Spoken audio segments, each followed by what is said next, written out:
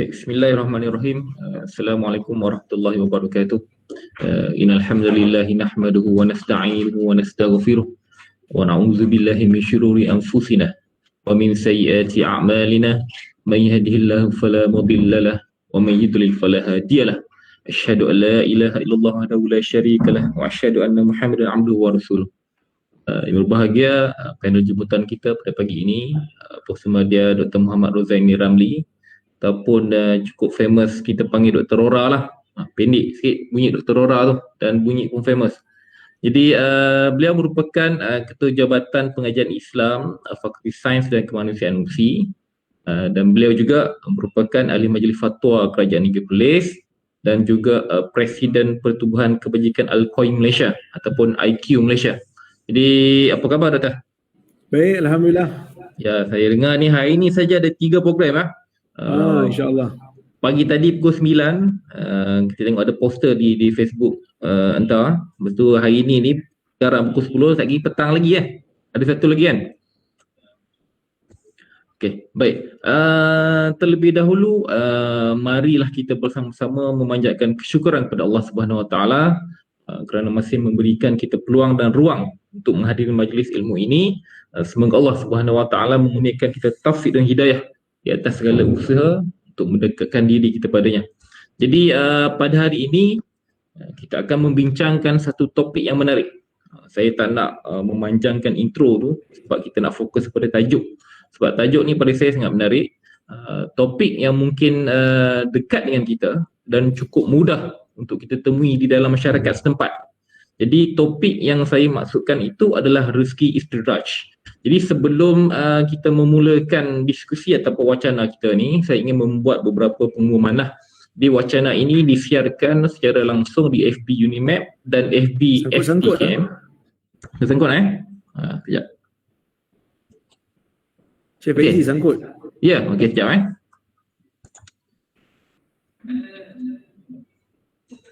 Okey, sangkut lagi Okey, wacana ini juga disiarkan secara langsung di page Pro Media Tajdid, dan wacana ini juga dikira sebagai satu hari berkhusus untuk kaki tangan Unimap. Jadi link kehadiran tu tuan-tuan hadirin yang masuk untuk program ni, link kehadiran kita akan letak dekat chat panel pada Google Meet dan di FB Unimap. Jadi minta alert lah untuk kehadiran tu. Kadang-kadang kita dah habis program baru kita teringat link dah tak ada. Baik. Okey, Doktor, sangka-sangka lagi tak? Ni okey sikit. Okey Okey. Kita terus kepada topik perbincangan kita. Okey. Jadi soalan pertama yang saya nak ajukan pada doktor, sesuai dengan tajuk. Jadi minta doktor jelaskan sebenarnya apakah itu yang dikatakan rezeki istidraj ni. Mungkin ada di kalangan kita yang pernah dengar tapi tak tahu maksud, mungkin first time dengar. Ada juga mungkin yang tahu maksud sikit-sikit tapi tak mendalam. Jadi minta doktor jelaskan. Dan satu lagi, apakah sebenarnya status rezeki istidraj itu di sisi orang lain? Jadi minta doktor jelaskan. Silakan doktor. Baik, Assalamualaikum warahmatullahi wabarakatuh. Alhamdulillah, nahmaduhu wa nasta'inuhu wa nastaghfiruh wa na'udzu billahi min syururi anfusina wa min sayyiati a'malina. Man yahdihillahu fala mudilla lahu wa man yudlil fala hadiya lahu. Asyhadu an la ilaha illallah wahdahu la syarika lahu wa asyhadu anna Muhammadan 'abduhu wa rasuluh. Allahumma salli wa sallim ala Muhammad wa ala alihi wa sahbihi ajma'in. Ya ayyuhalladzina amanu taqullaha haqqa tuqatih wa la tamutunna illa wa antum muslimun. Ya ayyuhan nasu taqu rabbakumul ladzi khalaqakum min nafsin wahidah wa khalaqa minha zawjaha wa batha minhuma rijalan katsiran wa nisaa'a wattaqullaha alladzi tasaaluna bihi wal arham innallaha kana 'alaikum raqiba. Ya ayyuhalladzina amanu taqullaha wa qulu qawlan sadida yuslih lakum a'malakum wa yaghfir lakum dhunubakum wa man yuti'illaha wa rasulahu faqad faza fawzan 'azima. Fa inna asdaqal hadisi kitabullah wa khairal hadi hadi Muhammad wa syarral umuri muhdatsatuha wa kullu muhdatsatin bid'ah wa kullu bid'atin dalalah, amma ba'd. Muslimin dan muslimat Terima kasih pada saudara Khairul Faizi selaku moderator pada pagi ini. Hadirin dan hadirat yang dirahmati oleh Allah Subhanahu Wa Taala sekalian. Berbicara tentang rezeki dan istidraj, kita kena tahu dulu apakah yang dimaksudkan dengan rezeki dan apakah yang dimaksudkan dengan istidraj. Baru kita boleh bincang panjang lah. Kerana biasanya orang Arab ni biasa bila dia nak urai sesuatu benda, dia akan letak definisi dulu supaya orang jelas apa yang kita nak bincangkan. Takut orang faham lain, kita duk bahas benda lain. Baik, bila kita sebut tentang rezeki istidraj, dia ada dua perkataan lah yang kita nak kena tahu. Yang pertama rezeki, yang kedua istidraj lah. Baik, rezeki ni kalau kita tengok dalam Quran, kalau kita tengok dalam Quran memang banyak perkataan rezeki ni disebut oleh Allah Subhanahu Wa Taala. Ya, Allah Taala bagi tahu kita tentang rezeki ni banyak kali, ada lebih daripada 100 kali kalau tak silap saya. Yang mana rezeki ni kalau kita tengok dia adalah satu pemberian daripada Allah. Satu pemberian daripada Allah, sama ada pemberian itu dalam bentuk yang fizikal ataupun bentuk yang maknawi. Bentuk yang fizikal tu contohnya Allah Subhanahu Wa Taala sebutkan di dalam Al-Quran tentang rezeki yang turun daripada hujan.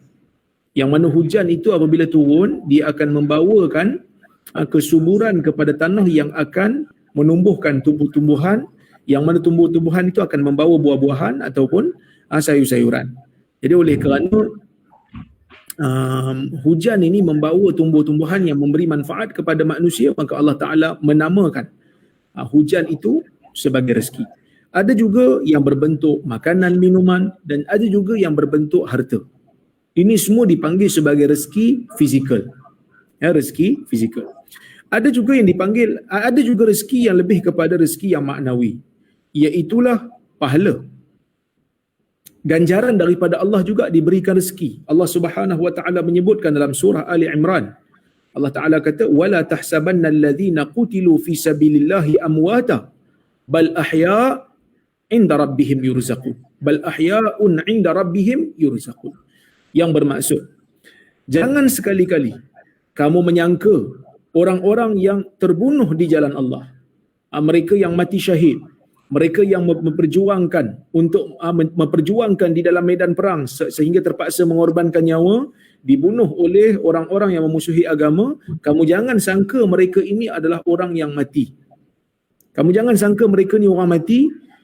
Bal ahya'un 'inda rabbihim yurzaqun. Bahkan mereka ini hidup di sisi Tuhan mereka dalam keadaan mereka diberikan dengan rezeki, iaitu mereka diberikan dengan kurniaan daripada Allah yang sangat banyak. Itu kalau rezeki di akhirat lah, rezeki selepas daripada kita menghabiskan hidup dalam dunia. Ada juga rezeki yang berbentuk ganjaran daripada Allah Subhanahu Wa Taala yang sangat bernilai daripada sekadar makan dan minum ataupun sekadar rezeki yang berbentuk fizikal, iaitulah rezeki iman dan Islam. Rezeki jiwa yang baik, rezeki jiwa yang hidup. Maka kalau kita tengok dalam Al-Quran, Allah Subhanahu Wa Taala menyebutkan tentang dalam surah Ali Imran juga ayat 212. Allah Taala kata, "Zuyyina lilladzina kafarul hayatud dunya wa yaskharuna minal ladzina amanu wal ladzina taqaw fawqahum yawmal qiyamah wallahu yarzuqu man yasha'u bighairi hisab." Allah Taala sebut perkataan rezeki kat situ. Allah Taala kata, dihiaskan bagi orang-orang yang kafir itu kehidupan di dalam dunia. Orang kafir ni Allah Ta'ala hiaskan dia kehidupan dalam dunia. Dia tak beriman kepada Allah. Dia tak beriman dengan akhirat. Dia mungkin tak dapat ganjaran akhirat. Tapi ganjaran dunia Allah Ta'ala mungkin bagi kat dia. Kelebihan dunia Allah Ta'ala mungkin bagi kat dia. Wa yaskharuna minal ladzina amanu. Bahkan mereka memperolok-olokkan. Mereka memandang rendah, mereka mengketawakan, ya, orang-orang yang beriman. Orang yang beriman ni mungkin dari sudut pemberian harta dunia Allah Ta'ala tak bagi banyak kat dia, kan? Tapi Allah Ta'ala akan bagi rezeki di akhirat kat dia banyak. Orang beriman ni, dia memperolokkan orang yang beriman, ya. Baik. Kemudian Allah Ta'ala kata, "Walladzina taqaw fawqahum yawmal qiyamah." Sedangkan orang yang beriman, orang yang bertakwa itu, kedudukan mereka lebih tinggi di hari kiamat di sisi Allah. Wallahu yarzuqu man yasha'u bighairi hisab. dan Allah memberikan rezeki kepada siapa-siapa yang dia nak tanpa ada balasan hisab. Kalau tuan-tuan dan puan-puan tengok huraian ulama tafsir, antaranya Syekh Nasir As-Sa'di, seorang ulama daripada Saudi, dia waktu dia menghuraikan hadis ni, dia kata Allah Azza wa Jal ni apabila memberikan rezeki kepada manusia, Allah beri rezeki maknawi, rezeki duniawi. Rezeki dunia ni kepada manusia Allah Ta'ala beri kepada orang mukmin pun Allah Ta'ala bagi, kepada orang kafir pun Allah Ta'ala bagi. Orang mukmin pun dapat, orang kafir pun dapat. Ini rezeki yang kita panggil sebagai rezeki duniawi. Rezeki yang kita kata bersifat fizikal.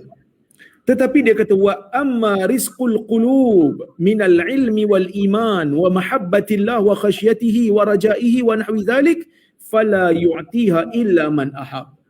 Tetapi rezeki yang berbentuk jiwa yang hidup dengan ilmu, rezeki keimanan, rezeki cinta kepada Allah, rezeki takut dengan azab Allah, rezeki mengharapkan balasan Allah dan seumpamanya, rezeki ni Allah Ta'ala tak bagi melainkan kepada orang yang Allah Ta'ala cinta, orang yang Allah Ta'ala sayang.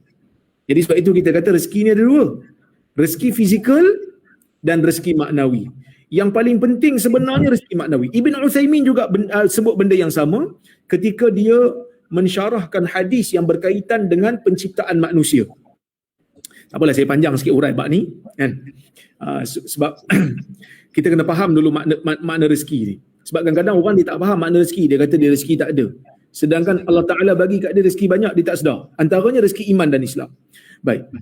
Ketika mana Nabi SAW kata, inna ahadakum yujma'u khalquhu fi batni ummihi 40 yawma. Allah Ta'ala ni, kata Nabi, setiap daripada kamu, kejadian dia dihimpunkan di dalam perut ibu dia selama 40 hari. Allah Ta'ala jadikan 40 hari. Okey, summa yakunu alaqah, summa yakunu mudghah, summa yursalu ilaihi al-malak fayanfukhu fihi ar-ruh wa yu'maru bi arba'i kalimat bi katbi rizqihi wa ajalihi wa amalihi wa syaqi aw sa'id. 4 benda. Apa dia? Nabi kata bila 40 hari kejadian tu berlaku, dalam masa 40 hari tu jadinya alaqah. Walaupun ada sebagai ulama kata alaqah tu berlaku pada 40 hari yang kedua. Ada khilaf di kalangan ulama. Tak apalah, tak ada masalah yang tu, perbahasan yang lain, kita akan hurai bab lain. Saya pun dah hurai dah, sebenarnya boleh tengok kat YouTube, saya hurai bab ni. Iaitu bab kejadian manusia ni, alaqah ni 40 hari yang kedua ke dalam masa 40 hari yang pertama tu. Kemudian Nabi kata jadi mudrah. Jadi alaqah, jadi mudrah. Alaqah ni benda yang tergantung. Memang janin tergantung dalam rahim ibu dia. Kemudian mudrah. Mudrah ni benda yang digigit. Tumbuh apa ni, bentuk seperti digigit yang melengkung, iaitu tulang belakang bayi. Memang melengkung pada peringkat awal. Yang ni Syekh Syaraf Qudah ada hurai panjang yang mana hadis ni mengandungi mukjizat saintifik. Kalau kita tengok hadis memang ada mukjizat saintifik, sangat-sangat ajaib lah hadis ni. Cuma saya bukan nak cerita bab tu, kita nak cerita bab lain hari ni, iaitu bab rezeki.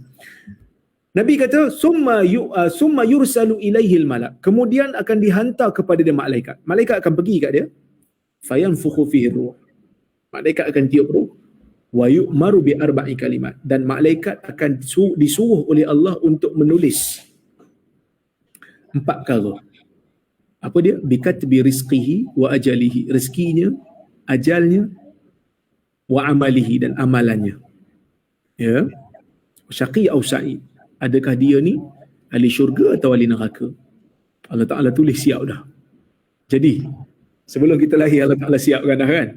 Jadi bila rezeki, Syekh Utsaimin kata rezeki ni ada 2 dia kata. Rezeki yang menghidupkan badan dan rezeki yang menghidupkan agama. Rezeki yang menghidupkan badan dan rezeki yang menghidupkan agama. Rezeki yang menghidupkan badan ni apa dia? Harta, makanan. Ini rezeki yang menghidupkan badan. Tapi ada satu lagi rezeki yang menghidupkan agama, iaitu rezeki iman, rezeki ilmu. Memang Allah Ta'ala bagi rezeki ni kadang-kadang, ialah tak sama kan Allah Ta'ala bagi rezeki kat manusia ni. Jadi ada orang bila kita tengok kan, baca sekali je dia ingat apa yang dia baca. Kita baca 10 kali tak ingat kerana rezeki. rezeki ilmu, rezeki kefahaman, itu semua datang daripada Allah Subhanahu Wa Taala. Saya teringat satu kisah. Um, Masa saya belajar dekat pondok dulu lah. Waktu saya belajar dekat pondok dulu, saya belajar ilmu nahu. Ustaz yang mengajar saya tu, dia bahasa dia tu macam bahasa hulu sikit lah. Bahasa ke arah Geri, Penggalan Hulu sana lah. Bila dia mengajar tu, kadang-kadang dia menggunakan bahasa yang agak daerah dia pekat sikit. Jadi kami tak faham dia ajar. Jadi kami mengadu, tak faham lah Ustaz, tak faham Ustaz mengajar ni. Dia kata tak apa. Kefahaman tu rezeki daripada Allah. Bukan daripada saya. Dia kata, hari ni mungkin tak faham, nanti lama-lama insya-Allah akan faham. Tuhan akan bagi rezeki faham. Dia punya betul lah. Bila pergi ke Jordan, masa belajar tu tak faham pun. Ilmu-ilmu nahu, kaedah-kaedah nahu. Bila pergi ke Jordan, baca kitab Arab, baru kefahaman tu datang kemudian. Alhamdulillah. Kan? Kefahaman tu datang kemudian. Oh, ini yang dimaksudkan dulu. Oh, ini aku baca dulu. Jadi, pemahaman ni juga adalah rezeki. Apatah lagi pemahaman dari sudut agama. Sebab itu Allah Taala, sebab itu Nabi SAW kata, "May yuridillahu fihi khairan yufaqihu fid din." Siapa yang Allah Taala nakkan kepada dia kebaikan, maka Allah Taala akan berikan kefahaman yang betul kepada agama. Dan kefahaman yang betul terhadap agama ni merupakan rezeki. Merupakan rezeki daripada Allah. Baik. Rezeki ni selain daripada rezeki iman dan Islam apa semua ni, rezeki secara umumnya itu yang berbentuk fizikal ataupun rezeki yang tak membawa, orang kata apa, tak secara langsung membawa kepada iman dan Islam, rezeki ini berbentuk ujian daripada Allah. Allah Ta'ala sebut, وَنَبَلُوكُمْ بِالشَّرِّ وَالْخَيْرِ fitnah. Kami akan uji kamu dengan sesuatu yang buruk dan juga dengan sesuatu yang baik. Kedua-duanya datang sebagai ujian kepada kamu. Maksudnya kalau Allah Ta'ala beri rezeki kepada kita, adanya harta yang banyak, makan yang cukup, makan yang sedap, ilmu dunia yang banyak, ilmu dunia yang boleh membawa kamu dapat harta yang banyak, semua ni adalah ujian daripada Allah. Sama ada ujian tu dalam bentuk yang sukar ataupun ujian tu dalam bentuk yang senang. Kan? Ujian dalam bentuk yang sukar ni biasa orang sedar. Ujian dalam bentuk yang sukar, Allah Ta'ala bagi musibah, bagi sakit, bagi kemiskinan, bagi kesusahan. Yang ni kita mungkin rasa Allah Ta'ala nak uji aku. Allah Ta'ala nak cuci dosa aku. Allah Ta'ala nak bagi aku sedar, nak kembali kepada dia. Tapi ujian yang berbentuk kesenangan, yang ni susah orang nak sedar. Yang ni susah. Sebab itu Nabi SAW sebut dalam hadis, Nabi kata, ni'matani maghbunun fihima katsirun minan nas, as-sihhatu wal farah. Dua nikmat yang ramai manusia rugi. Nabi menggunakan perkataan maghbun. Maghbun daripada perkataan ghaban. Orang Perak sebut meraban tibin, meraban. Meraban ni maksudnya merugikan. Dan perkataan ini adalah perkataan ekonomi, perkataan perniagaan. Sebab itu dalam perniagaan, siapa yang belajar ilmu muamalat, dia akan ada istilah dipanggil ghaban. Al-ghabnul fahish, al-ghabnul yasir. Kerugian, penipuan dalam perniagaan. Jadi, bila Nabi SAW menggunakan lafaz perniagaan untuk merujuk kepada manusia ni perkara ni, sebab apa? Sebab dua perkara ni, kesihatan dan waktu lapang. Waktu lapang ni, Syekh Sharaf Al-Qudah kata bukan sekadar waktu kita lapang, kosong, tak ada buat apa. Apa yang awak selalu buat waktu lapang? Hobi saya mengumpul stamp. Bukan itu, sebab tu dia kata, waktu lapang ni umur. Allah Ta'ala bagi kat kita umur, Allah Ta'ala bagi kat kita kesihatan. Dua benda ni rezeki. Ada orang dapat rezeki umur 50 tahun. Ada orang dapat rezeki umur 95 tahun. Jadi sebab itu, kalau nenek kita ke tok kita baru umur 70 tahun, kita kata nenek, tok, sabar, usaha, nanti umur 93 tahun boleh jadi PM lagi. Macam ni. Jadi maksudnya, kesihatan, umur, ini adalah rezeki daripada Allah. Yang mana ramai manusia tak sedar benda ni rezeki yang Allah Ta'ala bagi sebagai modal. Dia ingat benda tu untung. Dia joli benda yang Allah Ta'ala bagi ni dan tak buat untung pun di hujung tahun. Biasa orang berniaga, dia akan guna dia punya modal untuk dapat untung di hujung tahun. Bila katalah dia buat loan ke apa kan, dia buat pembiayaan ke kat bank Islam ke, nak berniaga. Patutnya financing yang orang bagi kat dia tu, dia buatlah kedai. Dia pergi joli benda tu. Dia pergi joli keuntungan modal tu, untung tak ada, niaga tak ada. Jadi manusia ni Allah Ta'ala bagi rezeki yang berbentuk modal kehidupan untuk dia mendapatkan keuntungan, iaitu kesihatan Allah Ta'ala bagi, umur Allah Ta'ala bagi. Tapi kebanyakan manusia menjadikan dua benda ni sebagai keuntungan, sedangkan ia adalah modal untuk mendapat keuntungan, tapi dia buat macam untung, dia joli. Sebab tu Nabi kata maghbunun fihi ma katsirun minan nas, ramai manusia rugi padanya. Jadi sebab itu bila Allah Ta'ala bagi rezeki yang banyak kepada satu orang, berikan kelebihan yang banyak, tetapi ia tidak membawa kepada iman, ni kita panggil sebagai istidraj. Kat sinilah yang dipanggil sebagai istidraj. Maka sebab itu istidraj ni diambil daripada perkataan darajah. Darajah ni apa darajah? Darajah ni orang Melayu pakai darjat. Orang Melayu pakai, kan? Zaman Piramli dah pakai dah, antara dua darjat. Apa maksud darjat? Darjat ni satu tempat ke satu tempat ke satu tempat. Sama ada ke tempat yang lebih tinggi ataupun ke tempat yang di bawah. Sebab itu orang Arab panggil tangga tu darajah, daraj. Tangga tu dipanggil daraj. Kenapa? Kerana tangga ni menyampaikan kita ke satu tempat yang lebih tinggi ataupun yang lebih rendah. Istidraj ni ialah sesuatu yang mendekatkan. Perbuatan nak mendekatkan sesuatu kepada kita. Jadi, bila kita sebut tentang istidraj, kata At-Tabari dia hurai tentang maksud istidraj ni, dia kata igtirarul mustajrij bilutfi man istadrajahu haitsu yara al-mustadraj anna al-mustadrij igtirarul mustadraj bilutfi man istadrajahu haitsu yara al-mustadraj anna al-mustadrij ilaihi muhsinun hatta yuwarrituhu makruha. Yang bermaksud istidraj ni apa dia?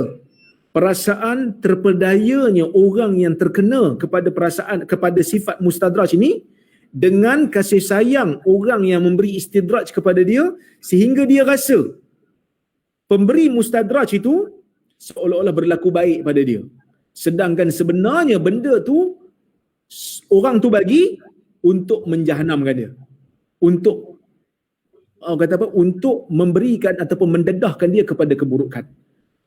Jadi bila Allah Ta'ala berikan kita istidraj, na'udzubillah lah, bila Allah Ta'ala memberikan seseorang dengan istidraj, Allah memberikan kesenangan kepada dia. Allah Subhanahu Wa Ta'ala berikan kesenangan kepada dia bukan untuk dia paling lagi ingat pada Allah, tak, tapi untuk dia lupa Allah, untuk dia kekal berada dalam maksiat. Ini istidraj. Maksudnya rezeki yang Allah Ta'ala bagi, kemudahan yang Allah Ta'ala bagi untuk dia lebih jauh pada Allah. Inilah maksud istidraj. Dan yang kita kena faham, yang kita kena orang kata apa, lindungi diri daripada dia. Wallahu a'lam. Baik, ini soalan pertama sejam ni. Ni. Baik, soalan seterusnya. Kita setiap bulan kita dapat gaji, kan, apa ni, yang berniaga tu lagilah setiap bulan dapat, kadang-kadang kutipan harian dia dapat. Mana kata rezeki, tak anggap rezeki lah sebagai gaji kita. Jadi gaji yang kita dapat setiap bulan ni, kita adalah buat spending, dan kita pun manusia, kadang-kadang pun kita tergelincir ke mana-mana. Jadi mungkin kita nak minta tips pada doktor, bagaimanakah kita nak membezakan rezeki Allah Ta'ala bagi ni, dia mendorong kita ataupun membawa kita ke arah istidraj ke, ataupun dia memang rezeki yang memang Allah kurniakan untuk kita lah. Jadi minta bagi tips macam mana kita nak membezakan. Tu satu lagi, bila kita dengar kata rezeki ataupun istidraj ni, dia adakah dia berupa kekayaan harta saja, ataupun adakah mungkin pangkat, kedudukan ataupun sebagainya itu juga dikira sebagai istidraj? Silakan Doktor. Okey, ini benda yang penting juga, iaitu macam mana kita nak tahu benda tu istidraj ke tidak. Sebab saya dah bagi tahu tadi, iaitu rezeki yang Allah Ta'ala bagi ni, selain daripada rezeki iman dan Islam lah, iman dan Islam tu memang membawa kepada Tuhan lah, tapi selain daripada rezeki tu yang berbentuk harta, yang berbentuk anak pinak, yang berbentuk kesenangan, yang berbentuk pangkat, yang berbentuk kemudahan, ini juga boleh jadi rezeki yang membawa kita kepada Tuhan, boleh jadi rezeki yang membawa kita lupa Tuhan.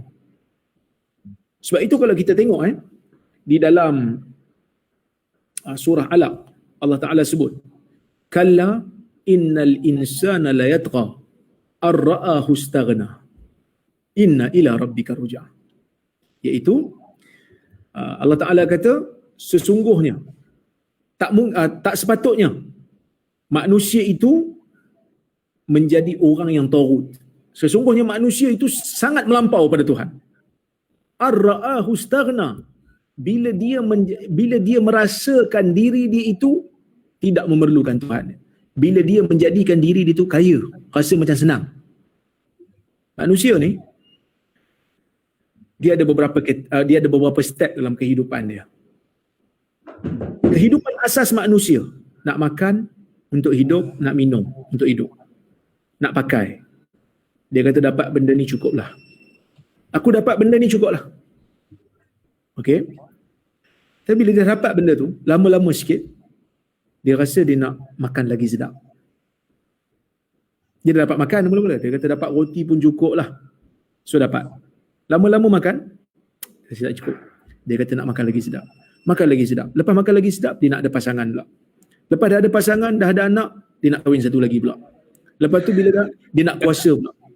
Dia bukan nak kuasa, dia nak kaya pula. Dah ada pasangan, dah ada keluarga, dia rasa macam tak cukup lah. Aku nak jadi kaya. Lepas tu dia jadi kaya, tak cukup kaya, dia nak kuasa.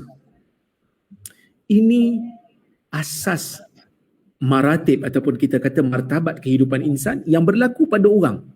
Kebanyakannya. Daripada kehidupan asas, dia nak lebih lagi. Bila dah dapat lebih, dia nak lagi lebih. Bila nak lagi lebih, dia nak kuasa pula. Sebab itu kita tengok orang berebut-rebut tentang kuasa. Dan orang yang berebut-rebut tentang kuasa ni kebanyakannya orang yang cukup makan dan pakai dia. Orang yang tak cukup makan dan pakai, dia tak peduli pun pasal kuasa ni. Dia tak peduli pun nak bergaduh pasal berebut kerusi ke, dia tak peduli. Sebab dia kata kehidupan asas aku pun tak cukup. Tapi biasanya orang yang berebut kuasa, yang nak kuasa lebih-lebih ni, orang yang ada kelebihan dari sudut kehidupan dia. Kebiasaannya begitulah. Ya, maka macam mana kita nak tahu benda tu merupakan istidraj ataupun tidak? Ada beberapa tanda. Allah Subhanahu Wa Taala sebut, ya, falamma nasu ma zukiru bihi fatahna alaihim abwaaba kulli syai hatta idza farihu bima utu akhadnahum baghtatan fa idahum mublisun. Dalam surah Al-An'am, aku tak silap saya, yang bermaksud apabila Allah Ta'ala kata, ni Allah Ta'ala cerita ni. Padam pula. Okey. Allah Subhanahu Wa Ta'ala menceritakan kepada kita tentang sifat orang yang diberikan dengan istidraj. Allah Ta'ala kata, apabila mereka ini lupa apa yang mereka telah diperingatkan. Allah Ta'ala turunkan ayat Quran, Allah Ta'ala turunkan wahyu, umat-umat terdahulu pun samalah. Allah Ta'ala turunkan kitab-kitab kepada mereka, memberikan peringatan melalui jalan Nabi mereka, mereka lupa, mereka tak peduli pun. Falamma nasu ma zukiru bihi, apabila mereka lupa tentang apa yang mereka diperingatkan dengannya, Allah Ta'ala kata, fatahna alaihim abwaaba kulli syai, kami bukakan pintu segala-galanya apa yang ada. Semua pintu kesenangan Allah Ta'ala bagi. Sedangkan mereka lupa. Kemudian Allah Ta'ala kata, hatta idza farihu bima utu, sehingga kan apabila mereka ini menjadi gembira dengan apa yang Allah Ta'ala beri kepada mereka, akhadnahum baghtah, kami ambil mereka, kami timpakan mereka dengan bala bencana dalam keadaan tiba-tiba, dalam keadaan terkejut mereka. Fa idzahum mublisun, dalam keadaan mereka tu berada dalam keadaan yang macam terpinga-pinga, dalam keadaan kegelapan, dalam keadaan putus asa dengan bantuan Tuhan lagi. Dan sebab mereka tahu yang datang tu sebenarnya ada azab Tuhan. Jadi kat sini Nabi SAW mentafsirkan ayat ni dalam hadis riwayat Imam Ahmad dengan sanad yang sahih. Nabi kata, idza ra'aita Allah yu'ti 'abd min ad-dunya 'ala ma'asihi ma yuhib fa inna ma huwa istidraj. Nabi kata dalam hadis, apabila kamu melihat Allah memberikan seorang hamba daripada balasan dunia untuk melakukan maksiat dia, Allah Ta'ala bagi kat dia, dia buat maksiat lagi. Ya, dia buat maksiat apa yang dia nak. Ketahuilah itu sebenarnya adalah istidraj. Jadi tanda nak tahu istidraj ke tidak sebenarnya dalam kehidupan kita lah. Bila kita dapat sesuatu, bila kita dapat nikmat, dapat apa, kita nak tahu benda ni istidraj ke tidak. Yang pertama kena tengok, bila kita dapat nikmat ni, kita buat orang kata apa, nikmat ni kita gunakan untuk buat maksiat ke ataupun untuk buat ketaatan pada Allah. Kalaulah nikmat yang kita bagi ni kita berterusan berada di atas maksiat kepada Allah, itu petanda ia adalah istidraj. Hati-hati. Yang kedua, kalaulah kata kita dapat nikmat ni tak menjadikan kita orang yang sentiasa muhasabah diri, bahkan kita nampak pula aib orang lain, itu juga merupakan salah satu daripada tanda istidraj. Istidraj ni ada dua tanda lah. Yang pertama, Allah Ta'ala bagi kat kita rezeki, kita masih lagi buat maksiat, tak ingat kat Tuhan. Yang kedua, Tuhan bagi kat kita rezeki, kita tak muhasabah diri pun, tak teringat pun nak muhasabah diri. Dan sebagian ulama sebut, di antara tanda istidraj juga, bila kita pula tak muhasabah diri, kita pula pergi tengok aib orang lain, lupa dengan aib kita sendiri. Itu merupakan salah satu daripada istidraj. Dan istidraj ni seperti mana kata soalan moderator tadi, adakah berbentuk harta je? Tak. Istidraj boleh jadi harta, boleh jadi kekuasaan, boleh jadi kekuatan, boleh jadi kemudahan. Contoh, ada satu riwayat, orang bagi tahu kepada Imam Ahmad. Dia kata, alangkah banyaknya orang berdoa untuk engkau wahai Imam Ahmad. So Imam Ahmad kan tokoh besar. Jadi dia tokoh besar, orang kenal dia. Apatah lagi setelah dia dikenali sebagai pembela kepada ahli sunnah wal jamaah, lagi orang kenal dia. Digelar sebagai imam ahli sunnah, lagi lah orang kenal dia. Jadi orang kata kat dia, ma aktsarud da'ina lak, alangkah banyaknya orang berdoa untuk kamu wahai Imam Ahmad. Imam Ahmad kata, akhafu ay yakuna istidraja, aku takut benda ni jadi istidraj. Maksudnya apa? Maksudnya orang puji kita banyak-banyak pun boleh jadi istidraj. Tak semestinya kekayaan. Imam Ahmad kita tahu dia bukan kaya mana pun. Kan dia tak kaya pun, dia tak macam Imam Malik yang memang kaya. Dia biasa-biasa Imam Ahmad ni. Bahkan kalau orang kata selipar dia pun tak tukar lampu kan. Imam Ahmad. Itu pun boleh jadi istidraj. Bahkan Syekh kita ada satu kisah ni diceritakan teman Syekh Zaidul cerita. Dia kata kadang-kadang orang miskin pun Allah Ta'ala boleh jadikan benda istidraj. Bukan kata orang kaya je istidraj tau, orang miskin pun boleh jadi tau. Lepas tu jangan rasa tak apa, ini orang kaya je boleh dengar, orang miskin pun kena dengar juga. Orang miskin macam kita ni pun kena dengar juga. Itu ada satu kisah, seorang anak murid belajar dengan seorang Tok Syekh. Tok Syekh dia miskin, dalam rumah dia apa pun tak ada. Yang ada cuma tikar satu, teko satu. Tikar satu, teko satu. So bila sampai musim haji, anak murid bagi tahu kat Tok Syekh, Tok Syekh kata saya ni nak pergi, dia duduk di Iraq, saya nak pergi ke Mekah nak buat haji. Dia kata kalau kau nak buat haji, bagus. Kau pergi jumpa dengan satu orang sahabat aku. Dia ni guru besar. Seorang guru yang besar, bukan guru besar sekolah, guru besar. Seorang syekh yang besar, seorang syekh yang terkenal. Maka kau pergi jumpa dia, kau pergi minta nasihat, kata nasihat daripada dia. Anak murid ni pun pergilah buat haji. Bila pergi Mekah, ya, sampai dekat Mekah dia pergi carilah tok guru yang syekh dia bagi tahu. Mana tok guru ni kan? Dia pun pergi cari. Last kali dia jumpa tok guru. Dia pergi jumpa tok guru tu, dia masuk rumah tok guru tu, rumah dia besar. Dia pun terkejut. Ui, mahligai kan? Besar rumah dia. Maka dia pun masuk.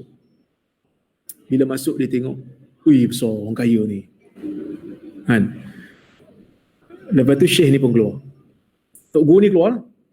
Tok Guru ni keluar, dia kata, kata saya Fulan bin Fulan. Apa hajat datang jumpa saya? Anak murid ni kata, saya ni anak murid Syekh sekian-sekian. Dia kirim salam. Dia minta Tok Guru bagi nasihat kepada Syekh. Tok Guru ni kata, nak nasihat kan? Aku nasihat kat dia, buanglah dunia daripada perasaan dia. Buang dunia daripada jiwa dia. Anak murid dengar perkataan ni, dia macam confused. Dunia apa yang Tok Syekh aku ada? Tok Guru ni sebut kepada Tok Syekh saya, buang dunia daripada jiwa dia. Dunia apa yang dia ada? Dia ada rumah sebiji. Dalam rumah apa pun tak ada, kitab dia, lepas tu tikar dengan teko tu je. Dia pun balik dalam keadaan dia pening, dia confused. Dia kata, Tok Syekh Tok Guru ni punya nasihat confusing. Bagi saya jadi pening, bagi saya jadi keliru. Dunia apa dia ni, tak tahu kan. Dia tak tahu kot Tok Syekh aku ni miskin. Mungkin sebelum ni Tok Syekh aku kaya. Balik ke Iraq. Dia bagi tahu kat Tok Syekh. Tok Syekh, Tok Guru saya dah jumpa Tok Guru dah. Yang Syekh pesan saya suruh jumpa dia. Kau minta nasihat tak? Saya minta lah nasihat. Dia nasihat apa? Dia kata suruh buang dunia daripada jiwa Syekh. Tok Syekh ni dengar perkataan tu.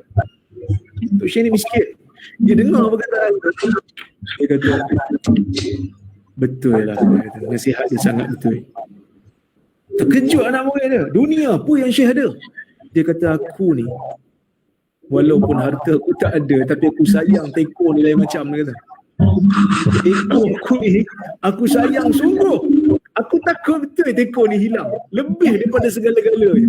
Sampai bila aku tidur terjaga malam, aku cari teko dulu.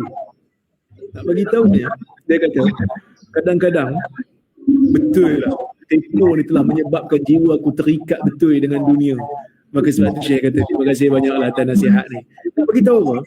Kadang-kadang orang kaya, kita dah ingat orang kaya ada istidraj. Tapi sebenarnya kadang-kadang orang miskin pun ada istidraj. Apa dia? Terlalu sayang dengan harta yang sikit yang Tuhan bagi ini, sampai kita rasa bakhil, kita rasa kikir. Jadi sebab itu, sama ada orang miskin ke, orang kaya ke, semuanya tak boleh. Tak mungkin, mungkin tidak terlepas daripada perasaan istidraj. Kadang-kadang orang puji kita banyak, orang kata kita sekian-sekian, itu juga boleh jadi istidraj yang boleh menyesatkan kita. Jadi kena hati-hati. Wallah. Saya sebenarnya nak teka lah teko tu. Betul tekaan saya. Kan? Tika tak mungkin lah, mungkin bawah tika tu. Okay, berdasarkan penjelasan doktor tadi, kita menjadi lebih bimbang. Awalnya saya tak bimbang sangat sebab saya tak kaya. Tapi bila dihuraikan, makna kata setiap perbuatan baik kita, kan, mungkin kita ni suka bantu orang, bantu masyarakat dan sebagainya, itu pun boleh menjadikan sebab untuk istidraj lah. Betul tak? Okey, baik. Kita pergi ke soalan seterusnya. Pada permulaan penghujaan doktor tadi, doktor dah cakap berkaitan dengan ujian kepada orang yang miskin lah. Okay.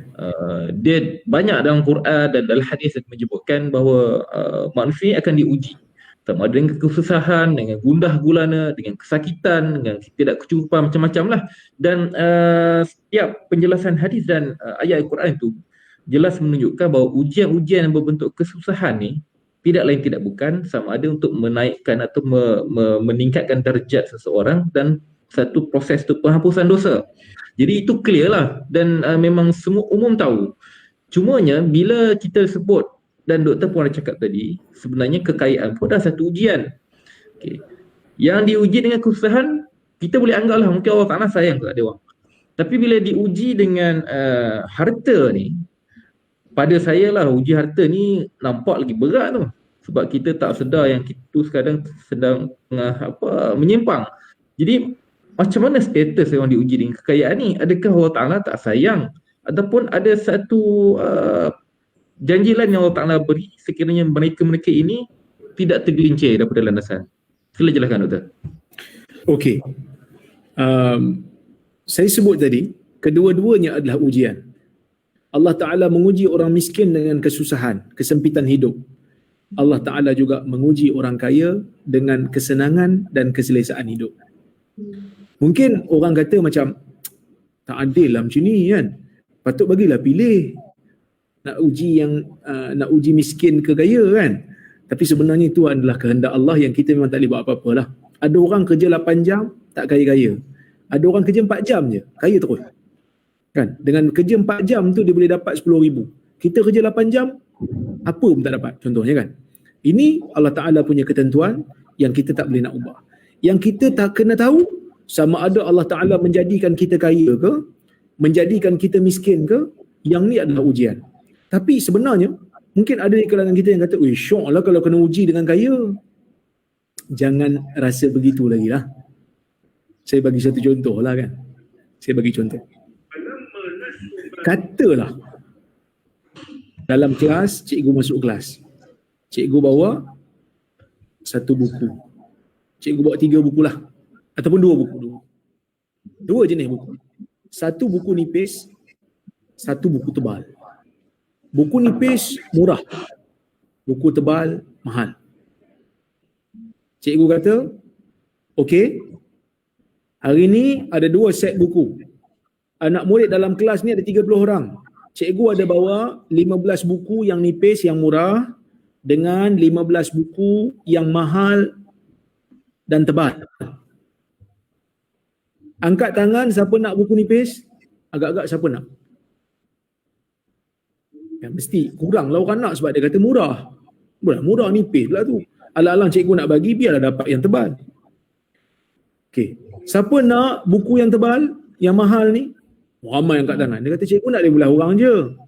Okey lah, tak apalah cikgu pilih. Cikgu pun pilih dapat dia belah orang. So dia orang pun terimalah 15 buku yang tebal dan mahal. So yang dapat ni senyum lah kan. Senyum lah, aku dapat buku mahal kan. Yang dapat buku murah ni mula-mula tak puas hati. Dah lah nipis, murah pula tu. Okey, cikgu kata, okey, semua dah dapat buku masing-masing? Dah dapat. Okey. Esok cikgu nak buat ujian Esok cikgu nak buat ujian, periksa, soalan berdasarkan kepada buku yang cikgu bagi. Kalau buku awak tebal, awak kena baca buku tebal lah. Kalau buku yang dapat buku nipis tu, baca buku nipis lah.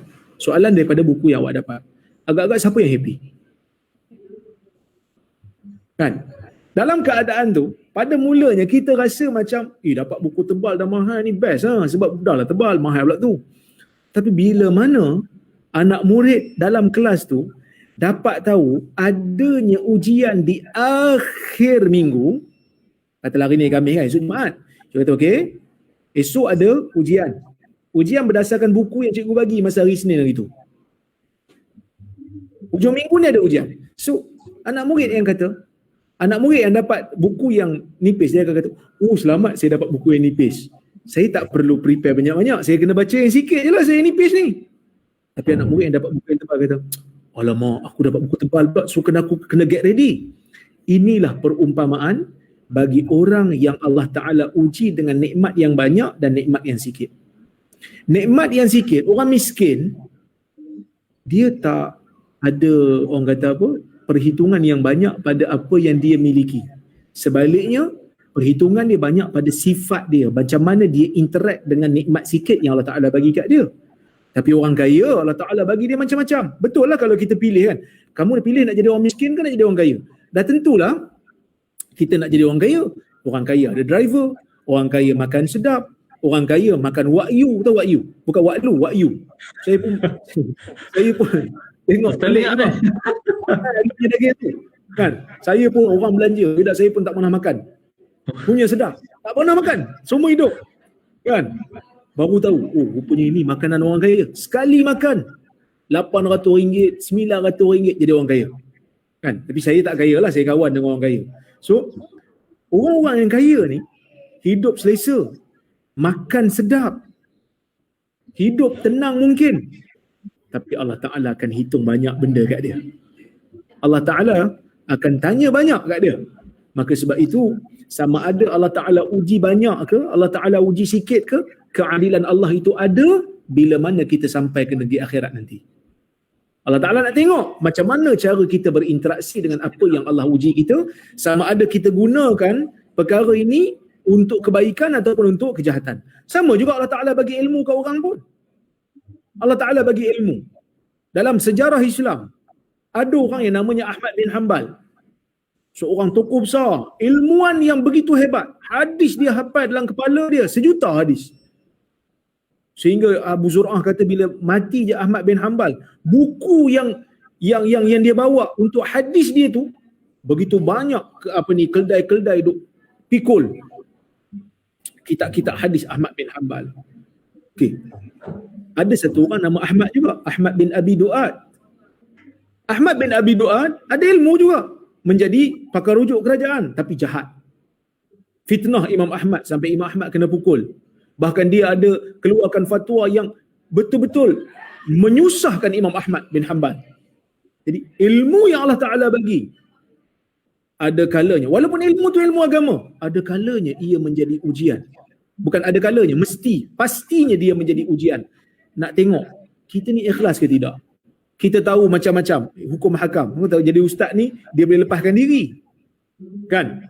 Kalau orang kata apa, nak buat macam ni tak nak bagi kena, guna helah ni. Guna helah kan, sebelum ni pun heboh kan.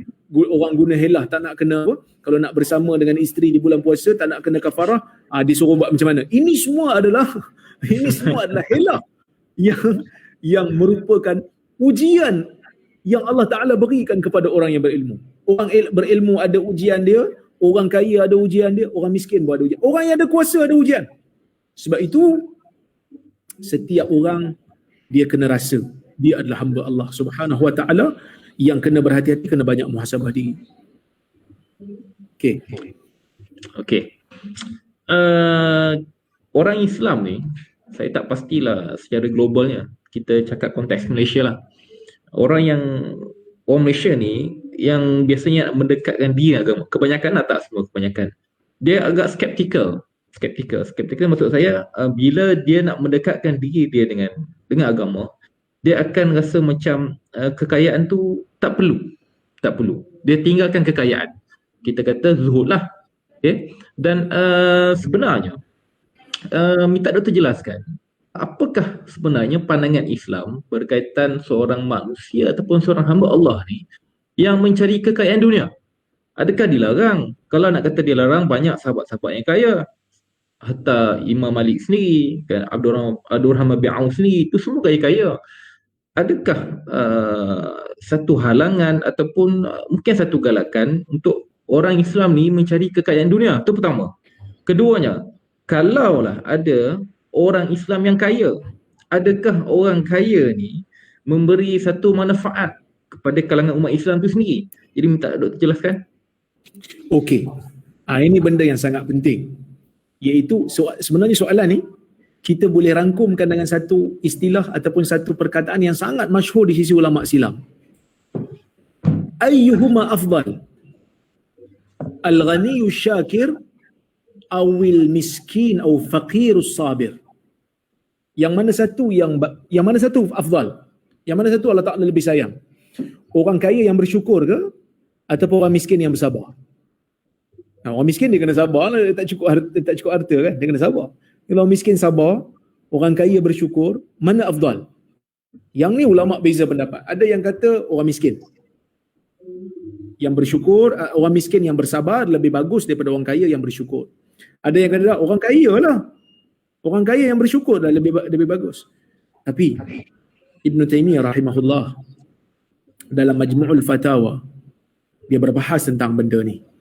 Dia mengatakan, Allah Ta'ala menyebutkan dalam Al-Quran apa dia? Inna akramakum indallahi atqakum. Sesungguhnya yang paling mulia di kalangan kamu di sisi Allah ialah orang yang paling bertakwa di kalangan kamu. Tak kira lah dia kaya ke dia miskin, yang paling bertakwa. Okey, kita kembali kepada perbahasan. Baik. Bayangkan kalau dalam dunia ni tak ada orang Islam yang kaya. Siapa nak bayar zakat? Siapa nak infak fisabilillah? Maka sebab itu saya kata, perlu ada keseimbangan untuk melihat benda ni. Kita tak boleh kata orang miskin yang sabar lebih afdal daripada orang kaya secara mutlak. Kerana kalau kita kata begitu, ramai orang nak jadi miskin. Bila ramai orang jadi miskin, ekonomi negara akan rosak. Negara akan jadi lemah dan kita mungkin akan dijajah oleh negara-negara yang memusuhi kerajaan Islam. Begitu juga, kalau semua orang pakat nak jadi kaya, tak ada orang miskin, pun susah juga. Sebab Nabi SAW menyebutkan di dalam hadis, hal tunsaruna wa turzaquna illa bidu'afaikum? Adakah kamu menyangka kamu akan diberikan rezeki dan diberikan bantuan melainkan ada orang miskin di kalangan kamu, orang lemah di kalangan kamu? Sebagai ulama kata, yang dimaksud oleh Nabi itulah doa orang miskin. Doa orang miskin tu Allah Ta'ala bagi rezeki. Doa orang miskin tu Allah Ta'ala bagi bantuan. Ada yang kata bukan hanya sekadar doa, bahkan kehidupan dunia ni, berjalannya dunia ni juga sebenarnya atas usaha orang miskin. Baru dunia ni boleh jalan elok. Ada orang miskin yang menjadi nelayan, kita boleh makan ikan. Ada orang miskin yang pergi tanam padi, maka kita boleh makan beras, boleh makan nasi. Ada orang miskin yang pergi raut, orang kata apa, kapas, baru kita dapat baju untuk buat pakaian. Jadi kalau semata-mata kehidupan ni dipenuhi oleh orang kaya, siapa yang nak menguruskan kilang? Siapa nak kerja kat kilang? Yang mungkin kata, alah yang buat baju tu ustaz orang kaya ustaz. Tak, orang kaya yang jadi tokek, yang jadi pekerja kat bawah ni orang miskin juga. Jadi kehidupan kita ni memang begitu. Perlu ada keseimbangan, perlu ada keserasian ataupun kerjasama di antara orang kaya dan orang miskin. Kalau kita tengok dalam hadis Nabi SAW, Nabi SAW menerima bantuan untuk infak fisabilillah ni daripada Uthman, daripada Abdurrahman bin Auf. Pernah tak kita kata Nabi sebut dekat Uthman, Uthman kau ni kaya sangat lah, miskinkan sikit lagi, tak zuhud kau ni? Tak ada. Nabi SAW memberikan galakan kepada orang lain untuk menyumbang. Sebab itu Nabi SAW memberi galakan dalam hadis, man sanna fil islami sunnatan hasanah falahu ajruha wa ajru man amila biha ila yaumil qiyam min ghairi ayyan qusa min ujurihim syai'an. Dalam hadis Nabi kata, siapa yang menunjukkan satu jalan yang baik dalam Islam, satu jalan yang baik, maka dia akan dapat pahala beramal dan dia akan dapat pahala orang yang mengamalkannya, orang yang mengikut dia sehingga hari kiamat, dan tanpa mengurangkan sedikit pun pahala orang yang beramal. So Allah Ta'ala bagi dua. Bila orang ikut dia, dia mulakan satu benda yang baik. Orang ikut dia, dia dapat pahala amalan dia, dia pun dapat bila orang ikut dia. Dia jadi contoh, pahala orang ikut tu pun dapat kat dia, pahala orang yang ikut itu penuh. Hadis ni Nabi SAW sebut dalam satu konteks ataupun dalam satu situasi di mana berlakunya perbuatan sedekah. Bila datang kepada Nabi satu kaum yang miskin, Nabi tanya siapa sahabat yang ada lebihan harta untuk disedekahkan. Maka datang satu orang bagi. Maka Nabi SAW memuji orang ni. Dan akhirnya dia menjadi contoh kepada orang lain pun bersedekah juga. Jadi sedekah tidak akan mungkin dapat dilakukan dengan banyak melainkan orang yang ada lebihan harta. Kalau dia sendiri fakir, dia sendiri makan tak cukup, dia sendiri miskin, dia pula terima bantuan orang, macam mana dia nak bersedekah? Maka sebab itu kita kena tengok antara orang fakir yang sabar dengan orang kaya yang syukur, mana afdal? Kata Ibn Taymiyah, yang paling afdal ialah yang paling bertakwa. Ada orang kekayaan membawa dia menjadi lebih bertakwa, maka dia menjadi orang yang baik, Allah Ta'ala akan beri kurniaan kat dia banyak. Ada orang jadi kaya dia lupa, maka dia hati-hati dengan kekayaan dia. Mungkin dia kena jatuh miskin sekejap untuk menyedarkan dia bahawasanya kekayaan itu bukan segala-galanya untuk dia.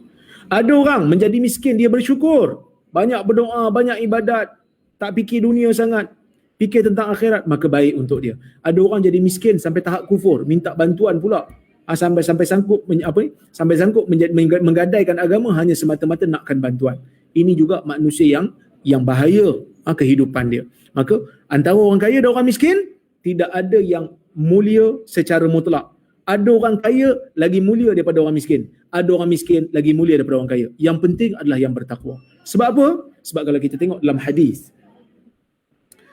hadis Nabi SAW ada satu kisah. di mana orang datang berjumpa dengan Abu Zar menceritakan ada orang datang berjumpa dengan Nabi sallallahu alaihi wasallam. Dia kata ja'an nasun ila Nabi sallallahu alaihi wasallam, datang manusia jumpa Nabi. Dia kata ya Rasulullah, zahaba ahlud dusuri bil ujur. Ya Rasulullah, orang kaya telah bawa pahala banyak lari. Bawa lari pahala banyak. Yusalluna kama nusalli wa yasumuna kama nasum. Mereka salat seperti mana kami salat, dan mereka berpuasa seperti mana kami berpuasa. Wa yatasaddaquna bi fuduli amwalihim, dan mereka bersedekah dengan lebihan harta yang ada pada mereka. Orang miskin ni datang jumpa Nabi, dia kata macam tu, dia seolah-olah macam kata, ish, orang kaya lah macam ni dapat pahala banyak. Dah lah, dia orang solat macam mana kami solat, dia orang puasa macam mana kami puasa, tapi dia orang boleh sedekah dengan lebihan harta. Nabi kata apa? Nabi kata, awalam yaj'alillahu ma tasaddaqun, bukankah Allah Ta'ala telah menyediakan untuk kamu apa yang kamu boleh sedekahkan dengannya? Fa inna bikulli tasbihatin sadaqah, sesungguhnya setiap tasbih itu sedekah. Wa bikulli tahmidatin sadaqah, wa bikulli takbiratin sadaqah, wa bikulli tahmidatin wa bikulli inna bikulli tasbihatin sadaqah, wa bikulli tahmidatin sadaqah, wa bikulli takbiratin sadaqah, wa bikulli tahlilatin sadaqah, wa amrin bil ma'rufi sadaqah, wa nahyin an munkarin sadaqah, wa fi bud'a ahadikum sadaqah. Nabi kata, ini semua sedekah. Setiap kali ucapan subhanallah sedekah, setiap kali ucapan alhamdulillah sedekah, setiap kali ucapan Allahu akbar sedekah, setiap kali ucapan la ilaha illallah pun sedekah, setiap ucapan ajak orang buat benda baik sedekah, setiap ucapan cegah orang buat benda mungkar juga sedekah, dan bersama dengan isteri pun sedekah. Sahabat kata, ya Rasulullah, ayati ahaduna syahwatahu kana lahu fiha ajar? Ya Rasulullah, adakah salah seorang daripada kita kalau mendatangi isteri dia, bersama dengan isteri dia, melakukan hubungan dengan isteri pun dianggap sebagai sedekah, akan dapat pahala? Nabi kata, ara'aita in wada'aha fi haram hal kana alaihi wizr? Bagaimana pendapat kamu kalau dia lepaskan nafsunya di tempat yang haram, dia dapat dosa tak? Maksudnya Nabi kata kalau letak tempat yang halal, dia dapat pahala. Okey. So Nabi memberikan jalan keluar kepada orang miskin untuk dapatkan pahala dengan cara bersedekah bukan dengan harta. Nabi memberi jalan keluar lah bagi dia orang. Bersedekah ni bukan semesti dengan harta. Apa saja benda baik yang manfaatnya kembali kepada diri ataupun manfaatnya kembali kepada orang, itu dianggap sebagai sedekah. Sebab itu Nabi sebut tentang zikir. Nabi sebut tentang zikir. Zikir manfaat kembali kepada diri. Mengucapkan subhanallah, mengucapkan alhamdulillah, mengucapkan Allahu akbar. Ni semua manfaat pada diri. Pada diri kita lah manfaat. Beriman, meningkatkan iman dengan zikir, merasa kebesaran Allah, jadi bertakwa, muhasabah diri, bertaubat, itu kembali pada diri. Itu sedekah. Sedekah untuk diri. Yang kedua, manfaat yang kembali pada orang lain, amal ma'ruf nahi mungkar. Ajak orang buat benda baik, cegah orang buat benda mungkar. Itu pun manfaat pada orang lain. Orang lain tahu benda baik yang kita suruh, yang kita ajak. Sebab tu sedekah tu dipanggil sebagai sedekah. Sedekah tu diambil daripada sadaqah, membenarkan. Apa maksud sedekah? Kita masa kita buat tu, kita percaya semata-mata dengan janji Allah. Kita bukan nampak pun ganjaran. Bila kita buat sesuatu, kita percaya Allah Ta'ala akan bagi ganjaran berlipat kali ganda. Itu je. Kita membenarkan janji Allah. Kita tak nampak pun. Sebab tu dipanggil sedekah. Ada juga yang kata sedekah tu diambil daripada kata sedekah, membenarkan, kerana amalan tu nanti akan membenarkan apa yang kita buat. Kita buat benda baik, amalan tu nanti akan membenarkan. Tangan kita akan membenarkan. Betul wahai Tuhan, dia banyak infak fisabilillah. Betul wahai Tuhan, lidah dia banyak menyebutkan tentang zikir kepada kau. Betul wahai Tuhan, dia banyak ajak buat benda baik. Okey. Tapi yang saya nak masukkan kat sini adalah dalam hadis daripada jalur Abu Hurairah. Hadis hampir sama. Orang miskin tanya kat Nabi. Kan Nabi dah bagi dah. Ni semua ni sedekah yang bukan harta yang orang miskin boleh buat. Orang miskin ni tanya Nabi, ya Rasulullah, Kalau orang kaya ni buat macam mana kami buat juga. Nabi bagi tahu tentang zikir, Nabi bagi tahu amar ma'ruf, Nabi bagi tahu hubungan isteri. Tapi kalau orang kaya buat juga, orang kaya boleh buat apa? Dia pun ada lidah juga. Dia boleh zikir. Dia pun ada ilmu juga. Dia boleh amar ma'ruf nahi munkar. Dia pun ada isteri juga. Mungkin ramai isteri dia. Maka Nabi jawab apa? Zalika fadlullah yu'tihi man yasha. Itulah kelebihan yang Allah Ta'ala bagi pada orang yang dia nak. Lah kali Nabi akui ada kelebihan orang kaya yang tak ada pada orang miskin. Iaitu orang miskin boleh bayar zakat, bersedekah, infak, bagi hadiah, pahala untuk dia kalau dia ikhlas. Dan masa yang sama dia boleh zikir, dia boleh amar nahi munkar. Jadi sebenarnya dengan kekayaan ni, kalau dijaga dengan baik, maka ia akan memberi banyak manfaat kepada orang kaya itu sendiri. Tapi kemuliaan tu datang dengan ujian. Nabi menjadi manusia yang mulia. Betul, Nabi ni manusia yang mulia. Para anbiya manusia yang mulia. Tapi Nabi SAW sebut dalam hadis, asyaddun nasi bala'an al-anbiya summal amsal fal amsal. Manusia yang paling dahsyat kena ujian di sisi Allah ialah anbiya. Kemudian orang yang mengikutinya, yang paling dekat ikut Nabi, kemudian yang berikutnya dan yang berikutnya. Maksudnya apa? Kemuliaan ni datang dengan ujian yang berat. Siapa yang lepas ujian tu, mulia lah. Sebab tu Nabi Allah Ibrahim ni digelar Khalil. Nabi-Nabi ni yang dapat Khalil dua je. Nabi Ibrahim dan Nabi Muhammad. Kenapa Nabi Ibrahim dapat? Nabi Ibrahim ujian dia dahsyat. Nabi Ibrahim ni ujian dia Masya Allah. Kan? Masya Allah tuan-tuan dan puan-puan rahmati Allah Subhanahu Wa Taala. Sembelih dengan anak sendiri tu. Sembelih anak dengan tangan sendiri. Dia tak tahu pun Allah Ta'ala akan tukar. Tapi dia ready. Anak dia pun sama, ready. Buat. Satajiduni insya'Allahu minas sabirin. Kau akan dapati aku di kalangan orang yang sabar. Jadi, semua ni menjadikan dia mulia. Dia gelar Khalil. Khalil ni kekasih. Berikan sepenuh jiwa cinta kepada Tuhan.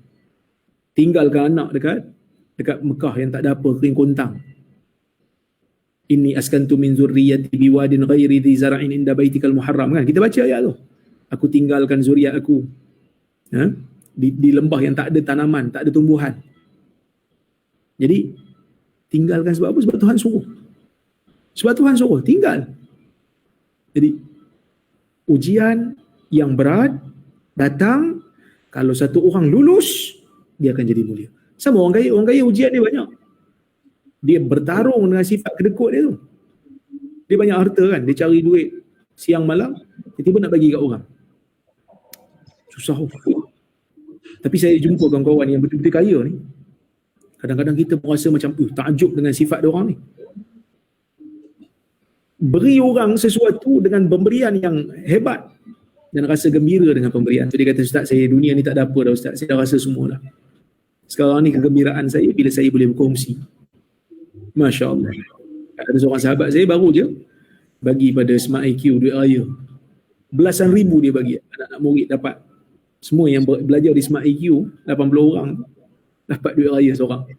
Seorang. Alhamdulillah dapat. Dapatlah duit raya orang bagi. Orang kaya bagi. Bila tanya siapa, dia kata, Ustaz, kalau orang tanya saya siapa, kalau orang tanya Ustaz siapa yang bagi tahu je. Kawan Rora. Jangan bagi tahu nama. Ni orang kaya yang Allah Subhanahu Wa Taala pelihara. Kan? Tapi kita ni orang miskin, satu benda saya nak cerita. Saya ada seorang kawan juga, nama dia Tan Sri. Dia gelaran dia Tan Sri. Tapi saya tak nak bagi tahu nama dia Tan Sri apa. Dan nanti orang tahu dia Wahabi pula. Kan? Dia kawan saya lah. Kebetulan tahun lepas dia bagi dekat IQ, dekat sekolah IQ, ratusan ribu. Dia suruh saya datang pejabat dia ambil cek.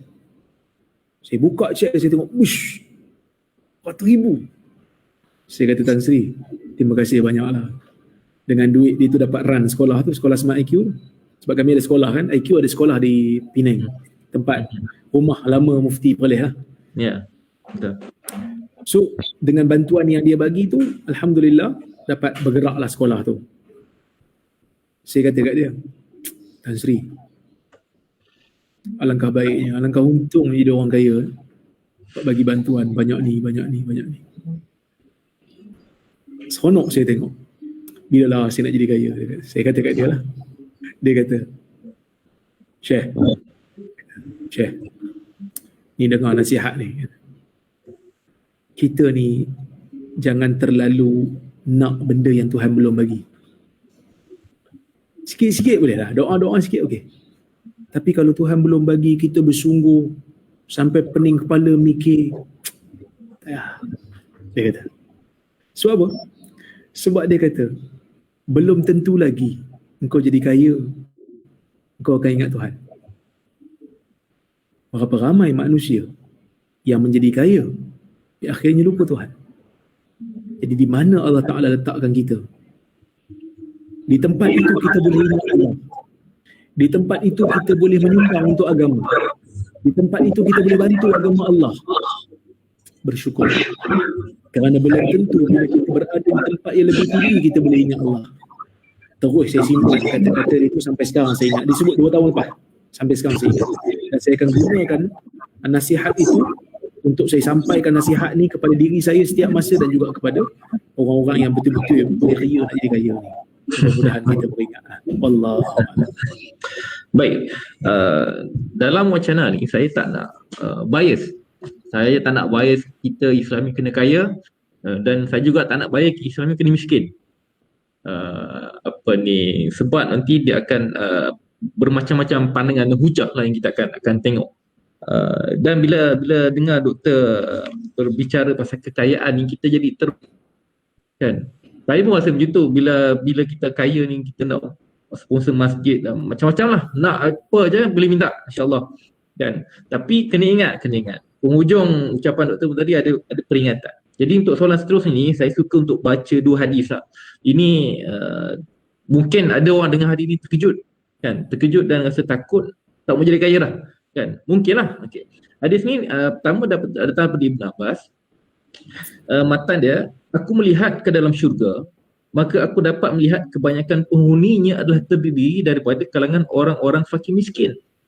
Dan apabila aku melihat ke dalam neraka, maka aku dapat melihat kebanyakan penghuninya adalah terdiri daripada golongan perempuan. Tak apa, yang kedua tu, perempuan tu kita tolak tepilah sebab bukan isu pembahasan kita. Yang pertama tadi. Okay. Hadis kedua datang daripada Abu Hurairah. Ini pun lagi gerun, lagi menyeramkan. Apa Nabi kita? Orang Muslim yang miskin akan masuk syurga sebelum orang Muslim yang kaya dengan selisih setengah hari, yakni setara dengan 500 tahun. Anda kata ada seorang miskin yang beriman dan seorang kaya yang beriman masuk ke syurga, dan orang kaya ni dia delay 500 tahun. Nabi tak kata dia tak masuk, tapi delay 500 tahun. Setara dengan satu hari akhirat lah. Jadi, berdasarkan 2 hadis ni, takutlah. Dan berdasarkan 2 hadis ni, jadi apa lagi signifikannya manusia Muslim lah untuk mencari kekayaan dunia? Boleh Ustaz uraikan? Okey, ini soalan mencabar sungguh. Pertama sekali, saya dah sebut tadi, kekayaan ke kemiskinan ke, ini neutral. Kekayaan tu sendiri tidak menjadikan seseorang tu baik secara automatik ataupun jahat secara automatik. Kemiskinan tu pun tidak menjadikan orang tu jahat secara automatik ataupun baik secara automatik. Allah Ta'ala melihat kepada cara kita berinteraksi dengan kekayaan dan kemiskinan yang Allah Ta'ala bagi kat kita. Itu satu kesimpulan yang saya buat tadi. Dan siapa yang jadi paling bertakwa, itulah yang paling mulia di sisi Allah. So kita kembalilah pada hadis ni. Iaitu hadis ni, bila Nabi SAW seolah-olah nak memberikan peringatan kepada orang kaya ni. Aku tengok dalam syurga, aku nampak ramai orang miskin. Orang kaya tak nampak sangat. Tetapi bila aku tengok dalam syurga, aku tengok ramai orang perempuan. Dalam neraka aku tengok ramai orang perempuan. Okay. Dan juga hadis orang miskin masuk syurga awal setengah hari dalam lingkungan 500 tahun kan. Okay. Kita juga kena baca hadis yang seimbang. Iaitu Nabi SAW sebut, ni'mal malu salih lil mar'i salih. Alangkah baiknya harta yang baik itu apabila dapat kepada orang yang baik. Maksudnya, ada hadis Nabi puja orang kaya, ada hadis Nabi beri peringatan kepada orang kaya. Samalah dalam persoalan pemerintahan umpamanya. Nak masuk politik juga, tapi tak apalah. Mana kita boleh pisah dengan politik kan? Dalam masalah pemerintahan umpamanya. Ini bukan politik kepatihan lah, ini politik betul lah. Politik Islam. Yang mana dalam masalah pemerintahan betul, Nabi SAW memberikan ancaman kepada mereka yang tidak taat kepada pemimpin. Sehingga Nabi SAW mengatakan, sesiapa yang keluar daripada ketaatan, mati dalam keadaan dia tak taat kepada pemimpin dia, tak taat kepada jamaah. Jamaah ni pemimpin lah. Kumpulan yang ada pemimpin. Dia keluar, dia tak taat, dia memberontak. Mata mitatan jahiliyah. Mati dalam keadaan mati jahiliyah. Kerana zaman jahiliyah tak ada pemimpin, tak ada khalifah. Okay. Tapi dalam masa yang sama, Nabi SAW suruh kita taat betul, rakyat kena taat. Man kariha min amirihi syai'an falyasbir. Siapa yang tak suka daripada pemimpin dia sesuatu pun hendaklah dia sabar. Jangan angkat senjata lawan, jangan bunuh. Sebaliknya guna saluran yang ada. Sampai masa bangkah. Itu saluran yang ada, okey? Jadi, kalau kita baca hadis yang tu je, tak fokus pada hadis lain, so kita tak seimbang lah. Nampak macam Islam ni bela pemimpin je lah. Rakyat tak bela.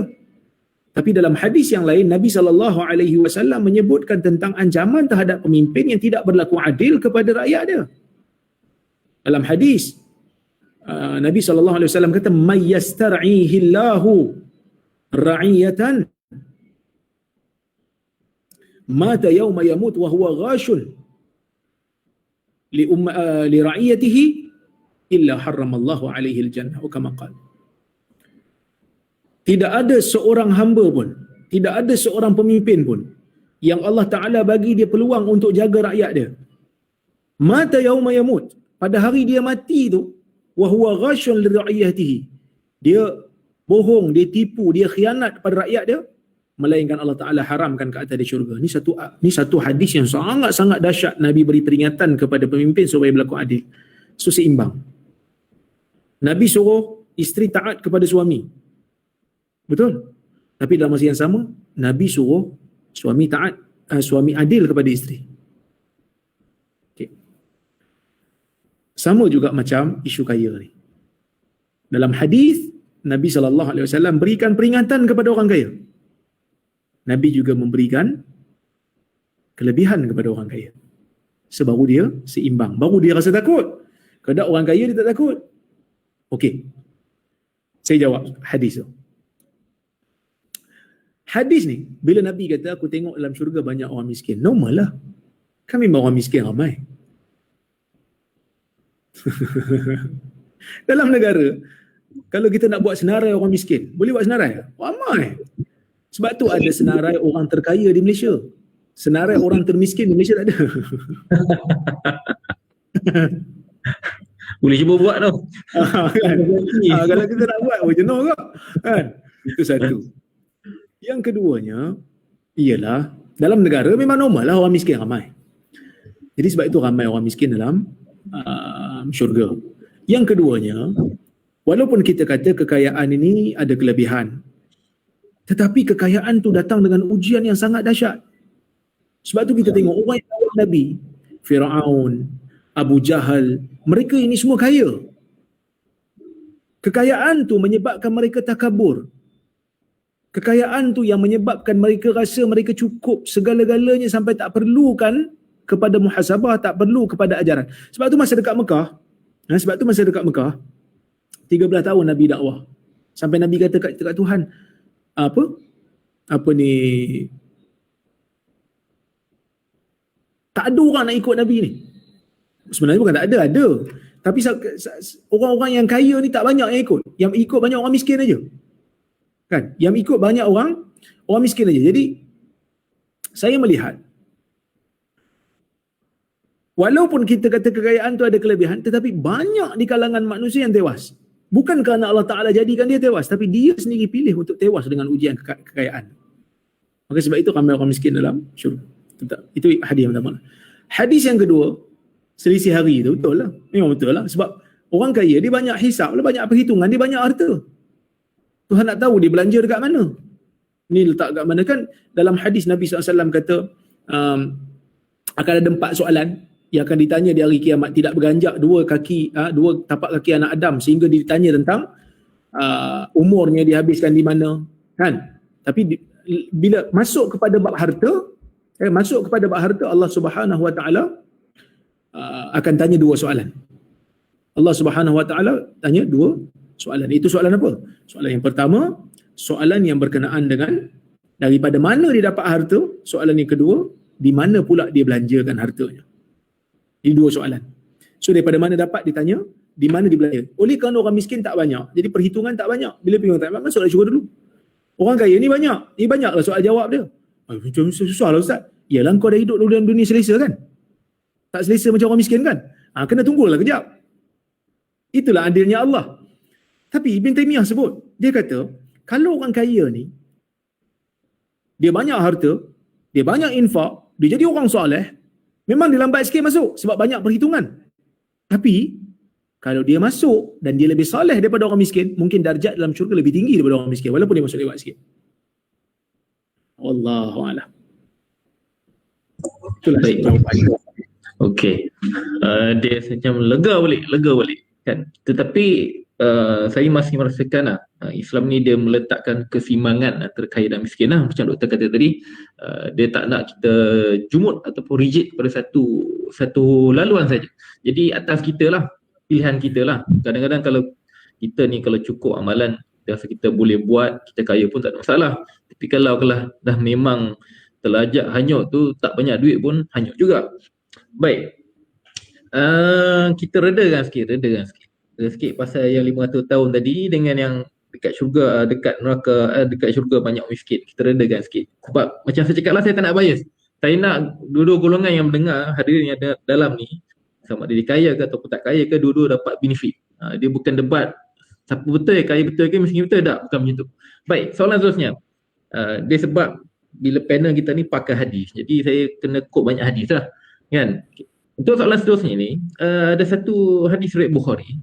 Saya sebutkan matan dia. Maksud dia, bukan kemiskinan yang aku bimbang menimpa kamu, tetapi yang aku bimbang ialah dibentangkan di hadapan kamu kemewahan dunia sebagaimana telah dibentangkan kepada umat sebelum kamu. Lalu kamu berlumba-lumba mengejarnya sebagaimana umat dahulu kala berlumba-lumba mengejarnya juga. Lalu ia membinasakan kamu seperti mana umat dahulu kala juga telah dihancurkan oleh sifat sedemikian. Makna kata umat terdahulu ni dah lalui. Dan kita kata ada history lah, ada track record. Biasanya bukan semua. Kaya je terlajak. Jadi, berdasarkan hadis, pengajaran kita berdapat. Minta doktor jelaskan, kalau hari ni hadirin yang ada dalam kita punya live ni, adalah mungkin Tan Sri mana, Datuk Sri mana-mana yang kaya lah, yang banyak hartanya. Mungkin doktor boleh bagi tips macam mana aku dah kaya sini tapi aku nak survive sebagai seorang beriman dan aku tak nak orang kaya, aku sebagai orang kaya duduk di neraka. Mungkin doktor boleh bagi tips. Okey, hadis tu sahih. Nabi SAW sebut dalam hadis, Nabi kata mal faqr akhsha alaikum walakin akhsha alaikum an tufta'a alaikum ad-dunya kama futihat ala man kana qablakum fatanafasuha kama tanafasuha fa ahlakathukum kama ahlakathum. Atau kama Nabi SAW kata, bukan kefakiran yang aku takut berlaku ke atas kamu. Kefakiran ni Nabi tak takut. Kerana apa? Kerana umat yang sahabat yang berada bersama dengan Nabi tu telah melaluinya dan mereka telah berjaya pun. Dah berjaya pun menjadi orang beriman. Walaupun mereka itu fakir, walaupun mereka itu diseksa, walaupun mereka itu ditindas, tapi mereka sabar dan akhirnya mereka berjaya. Tetapi yang aku takut ialah dibuka ke atas kamu dunia. Sebab tu Nabi menggunakan perkataan yang sangat teliti. Nabi kata aku takut. Nabi tak kata kekayaan tu menyebabkan kamu jadi begitu. Tapi Nabi takut. Nabi kata, Nabi takut dunia dibuka ke atas kamu dan kamu akan berlumba-lumba dengan dunia seperti mana orang terdahulu lumba-lumba. Aku takut dunia dibuka ke atas kamu seperti mana ia dibuka ke atas orang sebelum kamu dan kamu akan berlumba seperti mana mereka berlumba. Maksudnya Nabi takut tu bukan kaya saja. Kaya dan berlumba. So Nabi menceritakan tentang satu situasi dan fenomena. Nabi cerita tentang fenomena. Nabi bukan cerita pasal kaya tu semata-mata. Kerana sahabat Nabi ada yang kaya. Kisah yang Abdul Rahman masuk syurga dalam keadaan merangkak tu tak sahih tu. Imam Ahmad mengkritik hadis tu, Nasa'i mengkritik hadis tu. Sahabat Nabi kaya,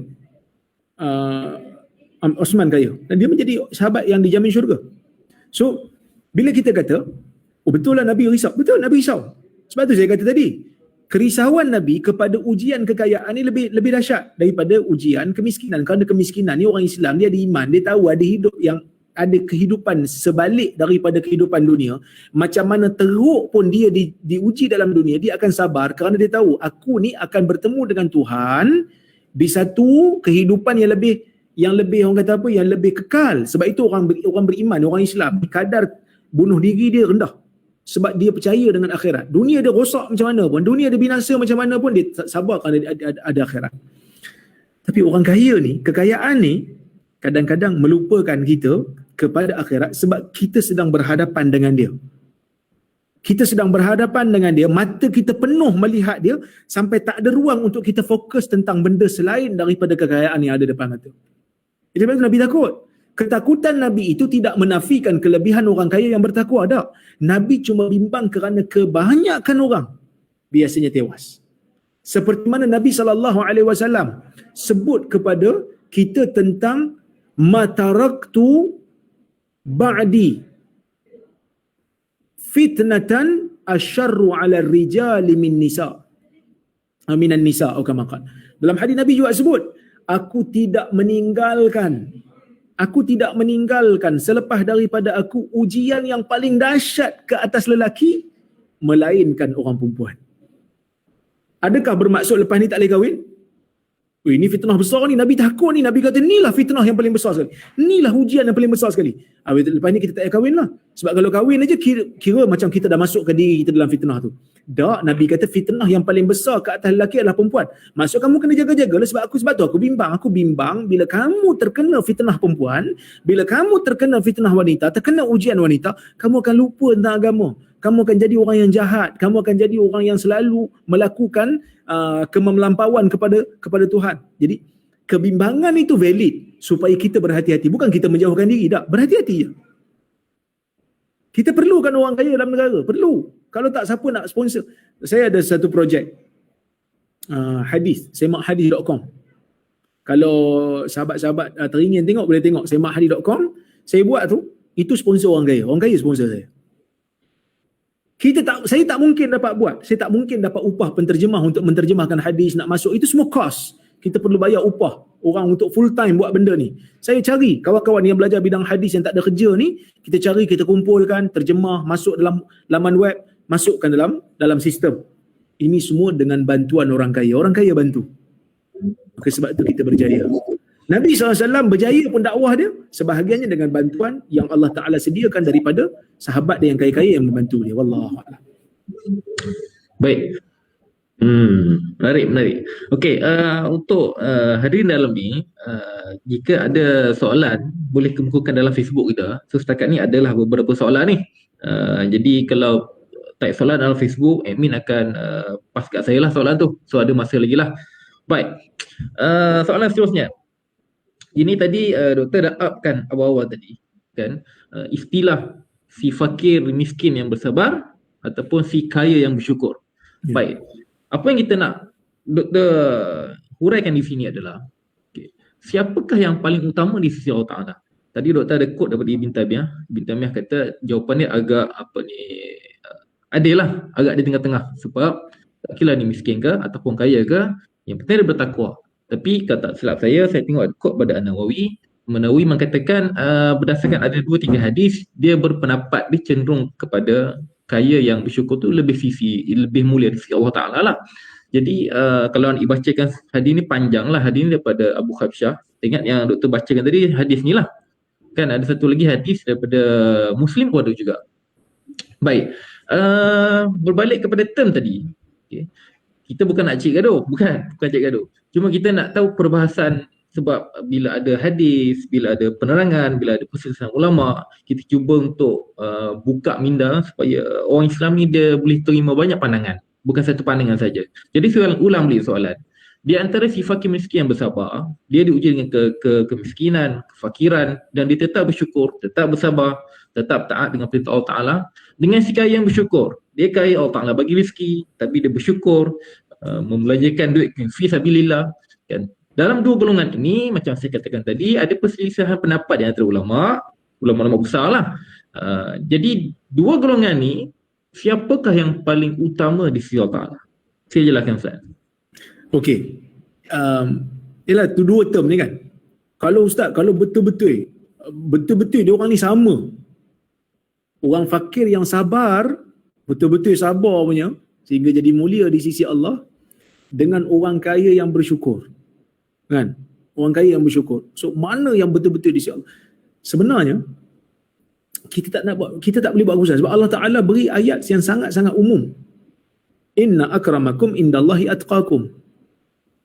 Orang yang paling mulia di kalangan kamu di sisi Allah, orang yang paling bertakwa. So siapa yang paling bertakwa, dia adalah mulia di sisi Allah. Tapi orang yang orang miskin yang bersabar, adalah kelebihan, ada kelebihan. Doa dia makbul. Baik itu Nabi sebutlah hadis tadi kan. Kita hidup, kita boleh dapat kemenangan tu semua dengan doa orang miskin. Orang kaya yang bersyukur, ada tak kelebihan? Ada. Dia boleh infak fi sabilillah. Dengan dia bayar zakat tu, orang ada makanan. Cuba bayangkan orang miskin kalau tak ada orang kaya dalam negara, dia nak kerja dengan siapa? Siapa nak buka kilang? Siapa nak bayar zakat? Siapa nak sedekah hari Jumaat? Kan kita banyak sedekah hari Jumaat kan. Macam mana program dakwah nak berfungsi? Sebab masjid nak panggil ustaz nak kena pakai duit minyak. Kalau tidak ustaz tak boleh datang. Kan sebab zaman ni bukan naik kuda. Jadi memerlukan kos. Nak pakai internet. Hari ni bayangkan kalau tak ada orang yang ada belanja untuk buat saluran internet ni. So kita pun tak mungkin akan dapat berkuliah seperti ini. Ini semua adalah sumbangan daripada orang-orang kaya yang ada dalam negara kita, yang mana mereka menyediakan kemudahan supaya kita boleh. Dan kemudahan tu pula dipasang oleh orang miskin lah. Orang miskin yang pasti boleh pasang kabel. Sebab tu dia kerja tu. Orang kaya di atas je, mesyuarat je. Yang di bawah ni buat kerja. Jadi begitu indah ini kita baru ini kita baru orang kaya dia mesyuarat je. Orang kaya mesyuarat je kan. Jaranglah orang kaya pergi pasal kabel pula pergi jalan tu kan. Maksudnya kita panggil blended, satu masyarakat yang blend, satu masyarakat yang kita panggil serasi, yang berintegrasi. Kaya membantu yang miskin, miskin mengasihi yang kaya dan membantu yang kaya. Jadi mana lebih utama? Ikut pada orang, ikut kepada individu tu sendiri. Kalau dia kaya dan dia boleh bersyukur, maka utamalah dia menjadi orang kaya. Kalau dia sendiri bila jadi kaya dia jadi lupa, jadi kedekut, jadi lupa diri, jadi banyak ingat dunia, maka tak jadi kaya lah, jadi biasa-biasa je. Sebab itu Nabi SAW tu sendiri taklah kaya mana, taklah miskin mana. Nabi tak miskin lah, Nabi bukan fakir lah, Nabi tak perlu tak minta sedekah pun kat orang. Kan? Nabi pun larang orang minta sedekah. Nabi ada belanja dia sendiri. Dan Nabi juga memberi sesuatu kepada orang. Kan dalam hadis Nabi kata, aku tak suka simpan sesuatu yang tertangguh, sedangkan aku boleh bersedekahkan pada orang. Dan dalam hadis Hakim bin Hizam minta pun Nabi bagi. Nabi tak pernah kata tidak atas para sahabat. Nabi bagi, menunjukkan Nabi ada pemberian. So tapi Nabi taklah kaya terlampau kaya, dan Nabi taklah miskin terlampau miskin. Nabi berada di pertengahan. Supaya nak bagi isyarat kat kita, nak jadi kaya sangat pun kita tak boleh kata ini tak melawan ini melawan sunnah.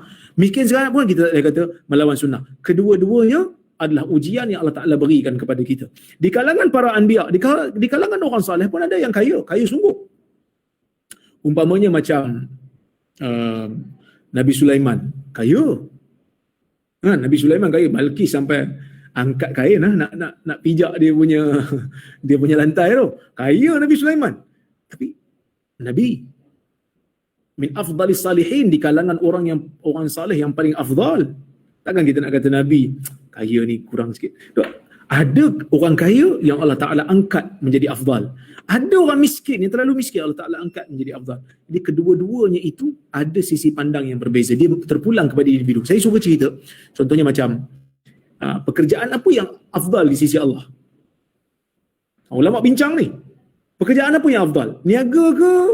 Bertani ke? Macam mana? Ada sebahagian ulama kata niaga. Sebab apa? Sebab dia kata Nabi berniaga. Ada yang kata tak, menternak. Sebab Nabi menternak. Ada yang kata tak, menanam pokok. Sebab Nabi SAW kata, ma min muslim yaghrisu gharsan aw yazra'u zara'an fayakulu minhu tair aw bahimah aw insan illa kana lahu bihi sadaqah. Atau kama qala, dalam hadis Nabi kata, tidak ada seorang muslim pun yang menanam mana-mana pokok, sama ada pokok besar atau pokok kecil, datang makan daripada dia tu burung ke, binatang ke, manusia ke datang makan, melainkan dia akan dapat sedekah. Maksudnya, kalau dia tanam pokok, automatik dia akan dapat pahala sedekah.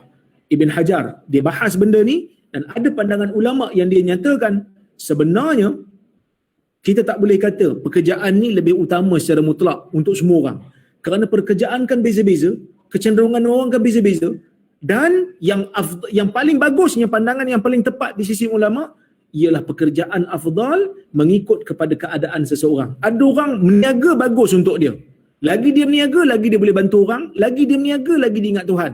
Ada orang bila meniaga, dia menipu aja. Bila meniaga, sumpah aja, sumpah bohong. Maka jangan meniaga lah. Kau jangan meniaga. Kau pergi berternak. Jaga kambing seorang-seorang. Cakap dengan kambing, tak ada masalah. Ada orang bertani, bagus untuk dia. Boleh bersedekah. Tapi ada orang bertani, tak bersedekah juga. Dia pasang pagar. Orang tak boleh nak makan. Dia pasang jaring, burung tak boleh nak masuk. Jadi, setiap orang ada keadaan yang berbeza-beza. Wallahu'alam. Baik, sebenarnya forum ni dia ada satu input pada satu golongan ni. Kita ni kalau dah sekarang ni, kata sekarang ni, hari yang tengok ni, dia tak kaya. Jadi dia tak ada pilihan untuk menjadi kaya. Dan ada orang yang kaya, dia tak ada pilihan untuk jadi miskin. Mungkin input yang bagi impact yang besar lah satu golongan, dia duduk tengah-tengah. Aku boleh nak jadi kaya, aku boleh jadi miskin. Pilihan aku kat mana? Jadi dengan harapan input daripada doktor ni dapat memberi ilham lah. Kan? Sebab banyak juga sahabat saya pun memang asalnya kaya, tapi memutuskan untuk melepaskan semua harta-hartanya, nak zuhud. Pergi ke arah untuk lebih baik aku tak ada duit, bukan ada duit. Jadi so cantik lah kita pengujahan tu agak adil kan. Jadi tak adalah siapa yang nak memilih harta tu dia rasa bersalah kan, siapa yang nak memilih miskin tu rasa bersalah. Baik, sebelum kita pergi pada kesimpulan dulu, sebab dekat saya ni ada beberapa soalan yang saya sebut hujan juga ni kita ni kan. Baik, untuk yang terakhir ni kita minta supaya doktor boleh rangkumkan atau simpulkan. Mungkin doktor boleh fokuskan golongan yang saya cakap tadi, golongan yang tengah-tengah tu, aku nak ke mana kan. Yang dah terkaya tu teruskanlah, yang dah termiskin tu carry on lah. Jadi dia tengah-tengah ni. Mungkin ada pengalaman yang nak dikongsikan, ada tips yang nak dikongsikan berkaitan dengan tajuk kita. Silakan doktor. Okey. Dia golongan tengah-tengah ni orang panggil M40. Dia bukan T20. T20 orang kaya betul.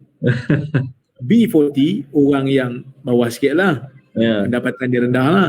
Lepas tu dia ada M40. M40 ni middle lah. Orang yang berada di bawah, berada di tengah-tengah. Sebenarnya orang yang berada di tengah-tengah ni dalam ekonomi pun kesian lah. Kalau B40 ada bantuan, M40 tak layak. T20 kan, T20 memang dah kaya lah. So M40 ni bantuan tak dapat. Orang nampak dia macam orang kaya, tapi dia tak kaya mana pun kan. Jadi dia berada di tengah-tengah. Kesian kat dia kan. Sampai nak buat keputusan, aku ni nak jadi kaya ke nak jadi miskin? Baik aku jadi miskin je dapat bantuan. Tapi begini, saya nak bagi nasihat kepada diri saya dan juga kita semua. Kebanyakan kita ni M40 lah. Nak kata kaya pun tak kaya sangat, nak kata miskin pun adalah lebihan harta. Okey, kalau ada peluang nak jadi kaya ke nak jadi miskin, pertama sekali kita kena nilai diri kita. Kita dah biasa hidup dalam keadaan M40, duit ada, walaupun tak banyak tapi ada, cukup makan. Kita mampu ke nak struggle hidup? Kalau kita rasa tak mampu, takut tak sabar, maka kekallah kita sebagai M40. Ataupun kita kata aku nak jadi kaya ke? Aku nak jadi kaya sungguh ni. Tengok diri kita. Mampu tak kita ni menjalani kehidupan sebagai orang kaya yang duit terlalu banyak, takut-takut kita jadi fakir, kita jadi kikir, kita jadi bakhil, kita jadi kedekut.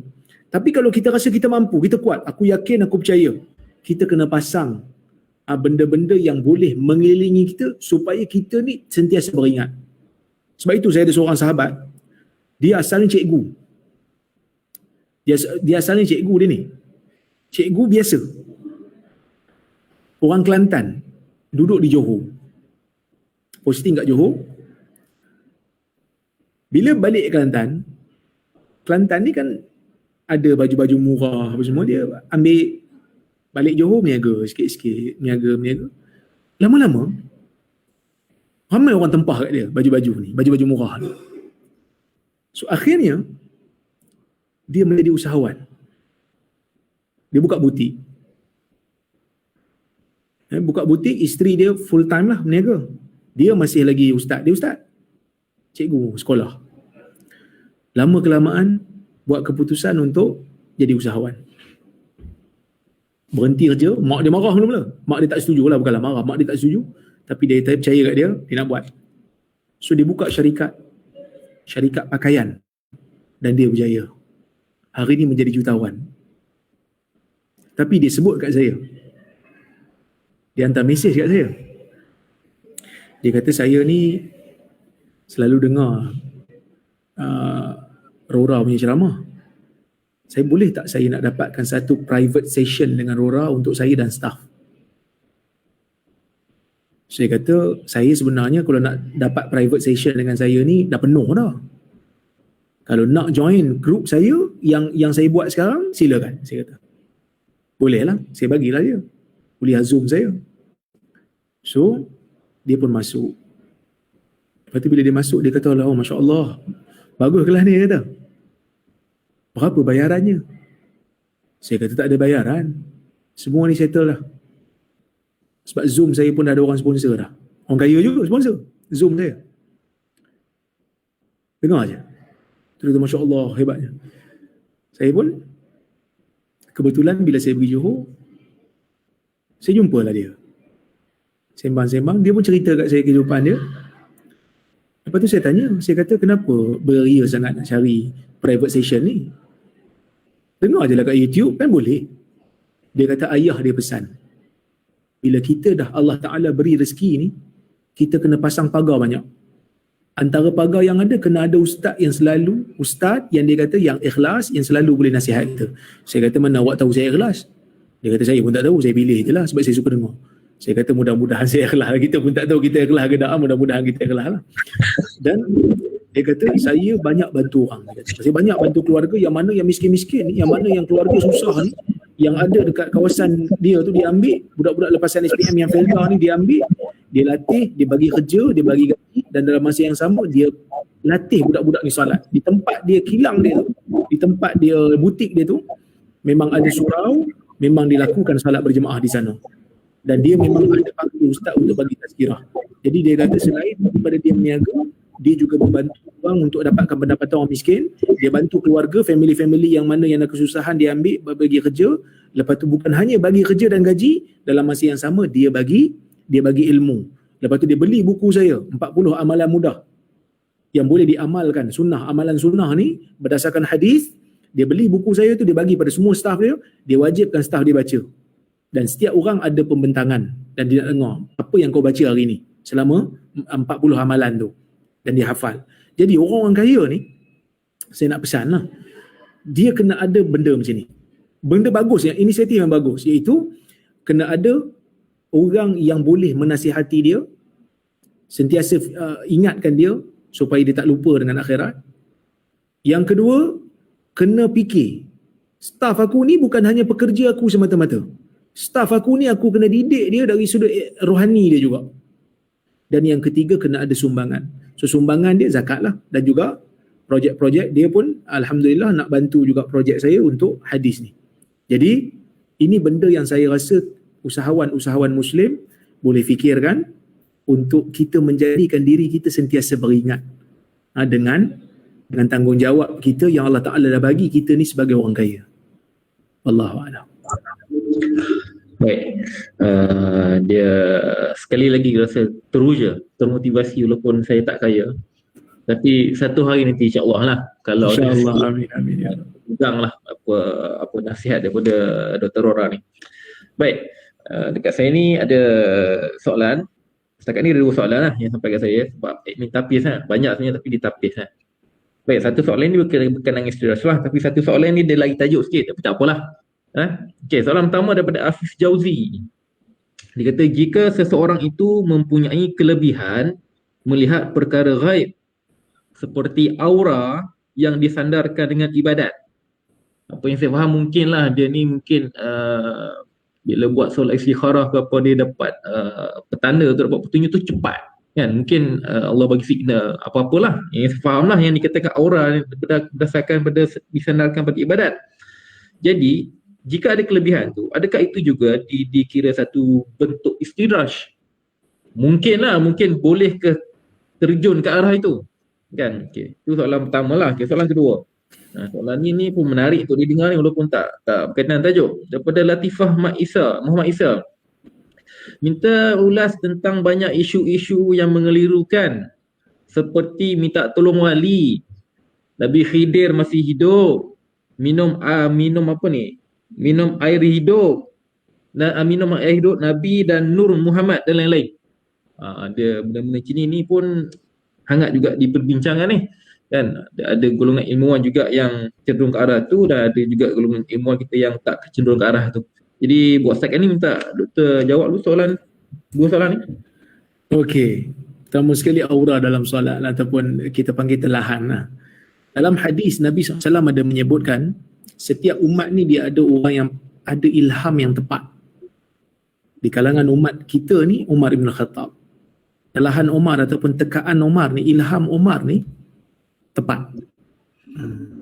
Okay, sebab itu Umar ni bila dia minta Nabi SAW untuk bunuh tawanan perang Badar, telahan dia betul. Walaupun Nabi pilih Abu Bakar punya, Allah Ta'ala turunkan kata Umar punya pandangan betul.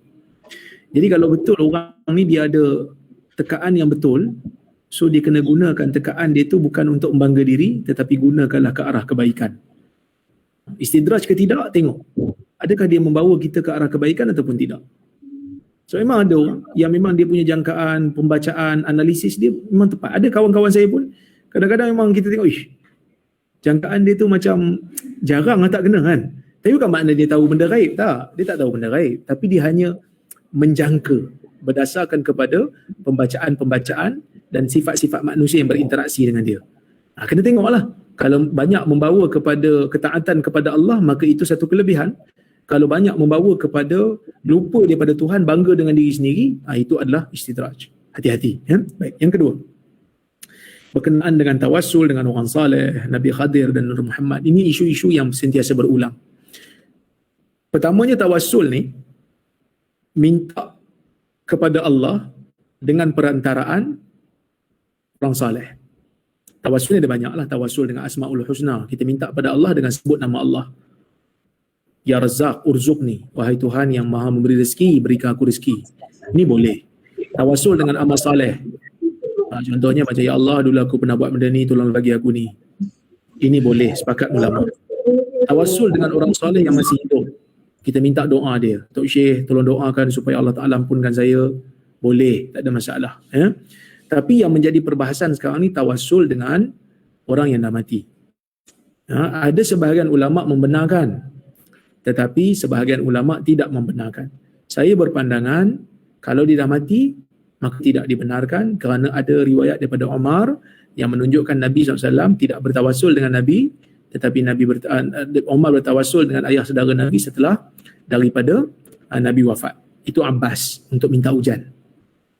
Tapi tawassul ni bukan bermakna kita minta pada wali tu, bukan minta pada orang yang dah mati tu. Kita hanya menyebut nama dia, minta pada Allah. Jadi kita kena beza di antara tawassul dengan minta kepada makhluk dalam permintaan yang berbentuk maknawi. Minta berbentuk maknawi ni hanya minta pada Allah. Okey, jadi itu benda tawassul. Nak lebih selamat, kita tawassul dengan orang yang masih hidup, orang soleh, minta doa dia. Manakala orang yang dah mati, kita nak gunakan nama dia untuk tawassul, ni khilaf di kalangan para ulama. Pendapat yang saya pegang adalah tidak dibenarkan. Okey. Kemudian berkenaan dengan Nabi Khadir, ini juga ada perbahasan dalam kalangan ulama. Dia masih hidup ke tidak? Sebagian ulama kata dia hidup, sebagian ulama kata dah meninggal. Saya cenderung kepada pendapat yang kata dia dah meninggal dunia. Kerana hadis-hadis membuktikan bahawasanya dia memang tak hidup lagi.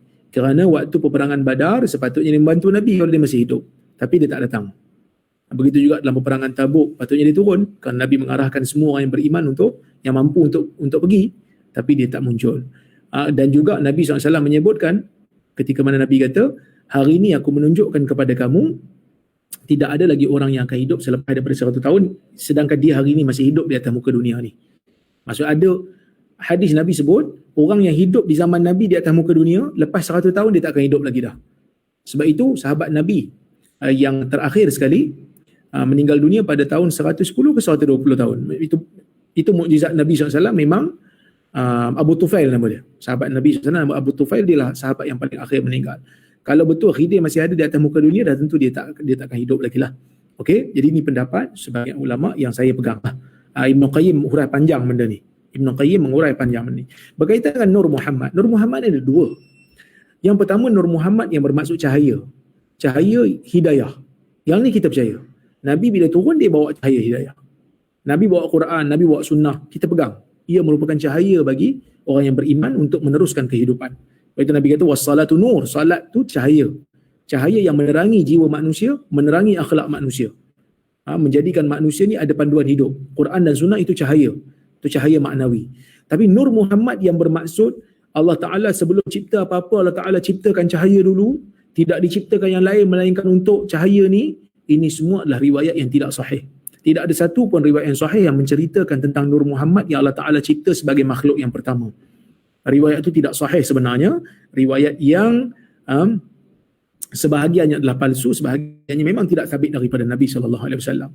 Jadi ini perkara yang kita kena tahu. Wallahu a'lam. Okey, baik. Ada dua soalan ni doktor. Laku keras. Soalan ketiga, minta doktor jelaskan pengertian bid'ah secara ringkas. Walaupun perbahasan ni panjang ni, kalau nak hurai pun 2 jam lagi kan. Tapi mungkin ada Allah ni tanya dalam Facebook, mungkin boleh huraikan apakah pengertian bid'ah secara ringkas. Soalan satu lagi menyusul kemudian. Silakan doktor. Bid'ah ni saya hurai panjang dah dalam kuliah-kuliah ini, tapi secara ringkas lah untuk tidak mengecewakan orang yang bertanya. Bid'ah ni ada dua, satu yang tak dilarang, satu yang dilarang. Yang tak dilarang ialah bid'ah di dalam urusan dunia, perkara baru yang dibuat dalam urusan dunia, buat laptop, buat kamera, buat speaker.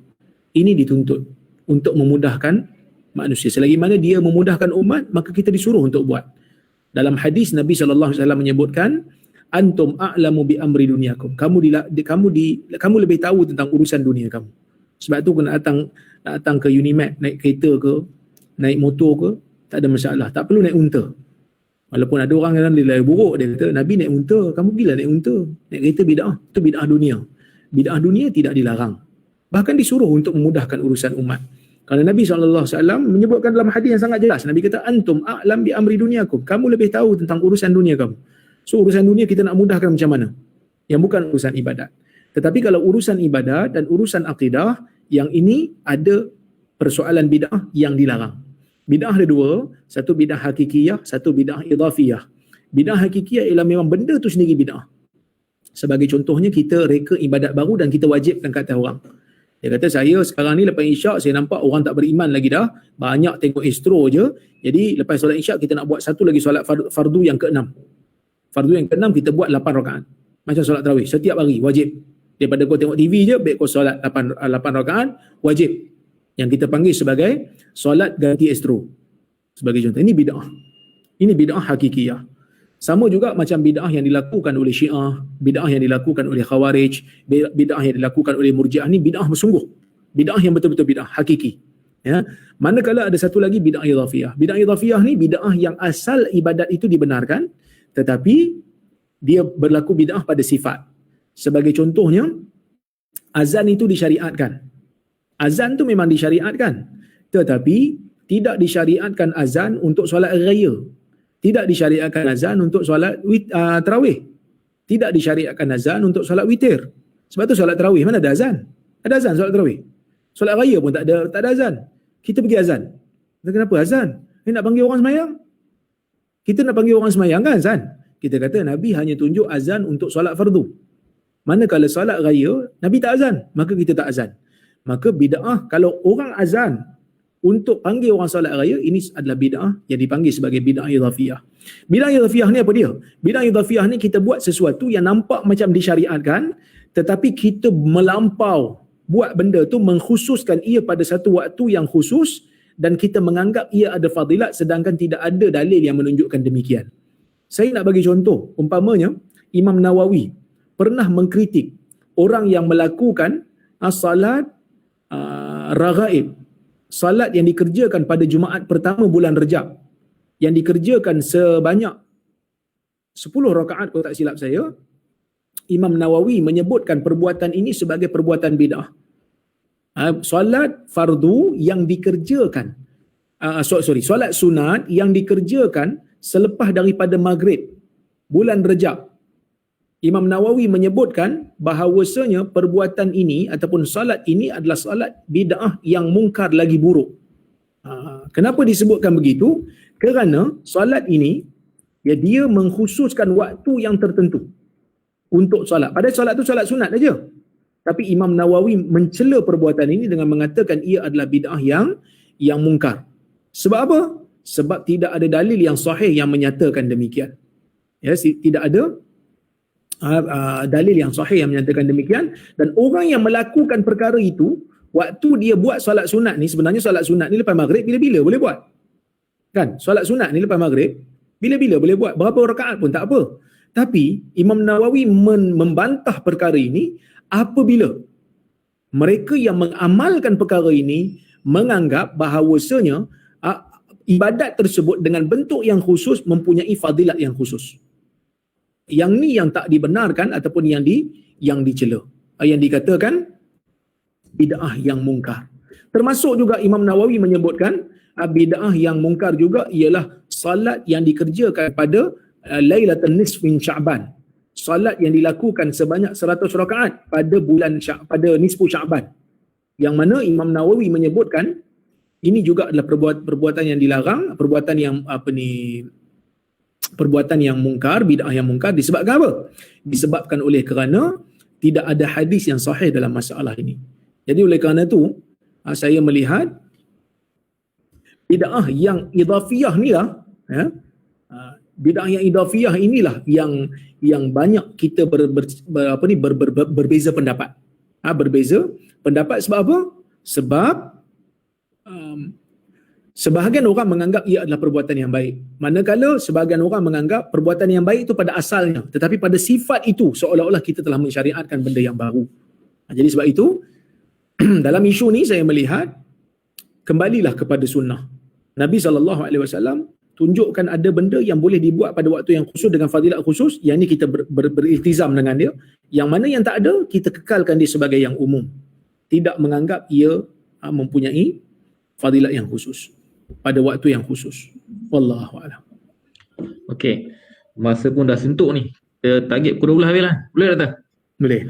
Sebab ada banyak lagi soalan. Saya hanya benarkan 2 saja soalan lagi tinggal. Okey. Soalan seterusnya. Benarkah makhluk yang Allah cipta semuanya ada 180,000? Ni saya tak tahulah, mungkin makhluk ni manusia satu makhluk, binatang apa satu makhluk, mungkinlah ada 180,000. Saya ada dengar si fulan ceramah. Dia kata. Okey, yang itu dulu Ustaz. Wallahu alam, ini saya tak tahu. Yang ni saya tak tahu. Okey, sebab apa, biasalah kadang-kadang kita bukan di Israeliat je, Melayu liat pada ni kan. Itu nak apa susah lah. Okey, kejap Okey, satu lagi soalan. Assalamualaikum Doktor. Soalan terakhir lah Doktor. Assalamualaikum Doktor. Terdapat Habib yang claim dia melihat Nabi ketika dia menyampaikan majlis ilmu. Dengar pun naik belum lama ni. Lalu terdapat dalam kalangan masyarakat kita yang mempercayainya. Boleh tak beri komentar dan kritikan terhadap perkara inilah? Okey, boleh kan? Silakan. Ni seram ni. Okay, kalau betul ni saya pun nak join. Okey, silakan Doktor untuk soalan terakhir Doktor. Okey, dalam hadis Nabi SAW menyebutkan syaitan memang tidak menyerupai Nabi lah. Siapa yang tengok aku dalam mimpi, dia tengok aku betul-betul. Nabi kata, man ra'ani fil manam faqad ra'ani fa inna syaitan la yatamassalu bi. Sesungguhnya sesiapa yang tengok aku pada waktu tidur dia, dalam mimpi dia, maka betul-betul dia tengok aku, kerana syaitan tidak menyerupai aku. Dalam hadis Nabi SAW juga menyebutkan, man ra'ani fil manam fasayarani fil yaqadhah. Maka siapa yang tengok aku pada waktu tidur, dia akan melihat aku pada waktu jaga. Cuma ulama ada beza pendapat lah. Melihat waktu jaga tu macam mana? Sebagian ulama kata melihat waktu jaga tu lepas daripada dunia ni binasa lah. Itu di akhirat nanti. Kerana bila dia mimpi jumpa Nabi tu menunjukkan dia orang soleh. Jadi bila sampai ke negeri akhirat dia akan jumpa Nabi. Dan dia akan tengok Nabi real. Bukan lagi dalam mimpi. Ada yang kata ini khas untuk orang yang berada di zaman Nabi. Iaitu kalau dia mimpi jumpa Nabi, dia akan bertemu Nabi selepas daripada itu di Madinah waktu Nabi masih hidup. Ada juga sebahagian kecil ulama yang mengatakan memang akan jumpa Nabi dalam keadaan jaga. Cuma orang kata apa? Walaupun Nabi dah wafat, Nabi akan muncul depan dia. Ini ada 3 lah pendapat. Tapi kalaulah kata dia nampak Nabi hadir. Hadir itu bukan hadir di alam nyata sebenarnya.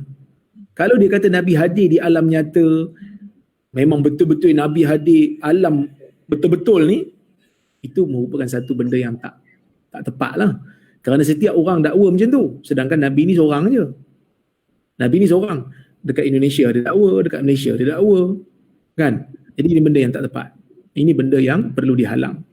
Tapi kalau dia kata saya terbayang nampak Nabi, kerana rindu yang teramat sangat, dia terbayang macam Nabi datang. Tu ayat alam khayal, maksudnya benda yang dikhayalkan. Benda, kerana dia rindu sangat macam kita rindu kat anak kita kan. Kita nampak macam anak kita ada. Tapi sebenarnya tak ada. Tapi kita nampak macam ada. Yang tu tidaklah dilarang.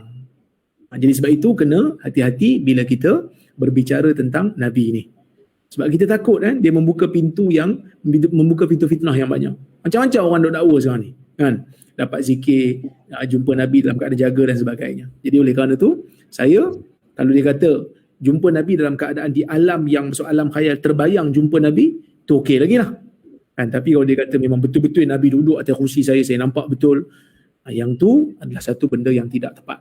Benda yang tak betul. Wallahualam.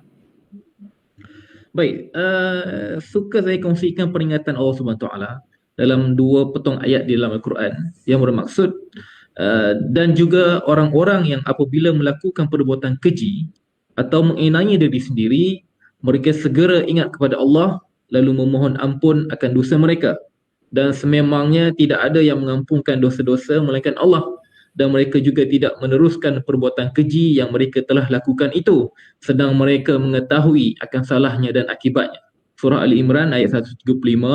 Dan satu lagi ayat yang maksud, dan sesiapa yang melakukan kejahatan atau menganiaya dirinya sendiri dengan melakukan maksiat, kemudian ia memohon ampun kepada Allah, nescaya ia akan mendapati Allah Maha Pengampun lagi Maha Mengasihani. Surah An-Nisa ayat 110.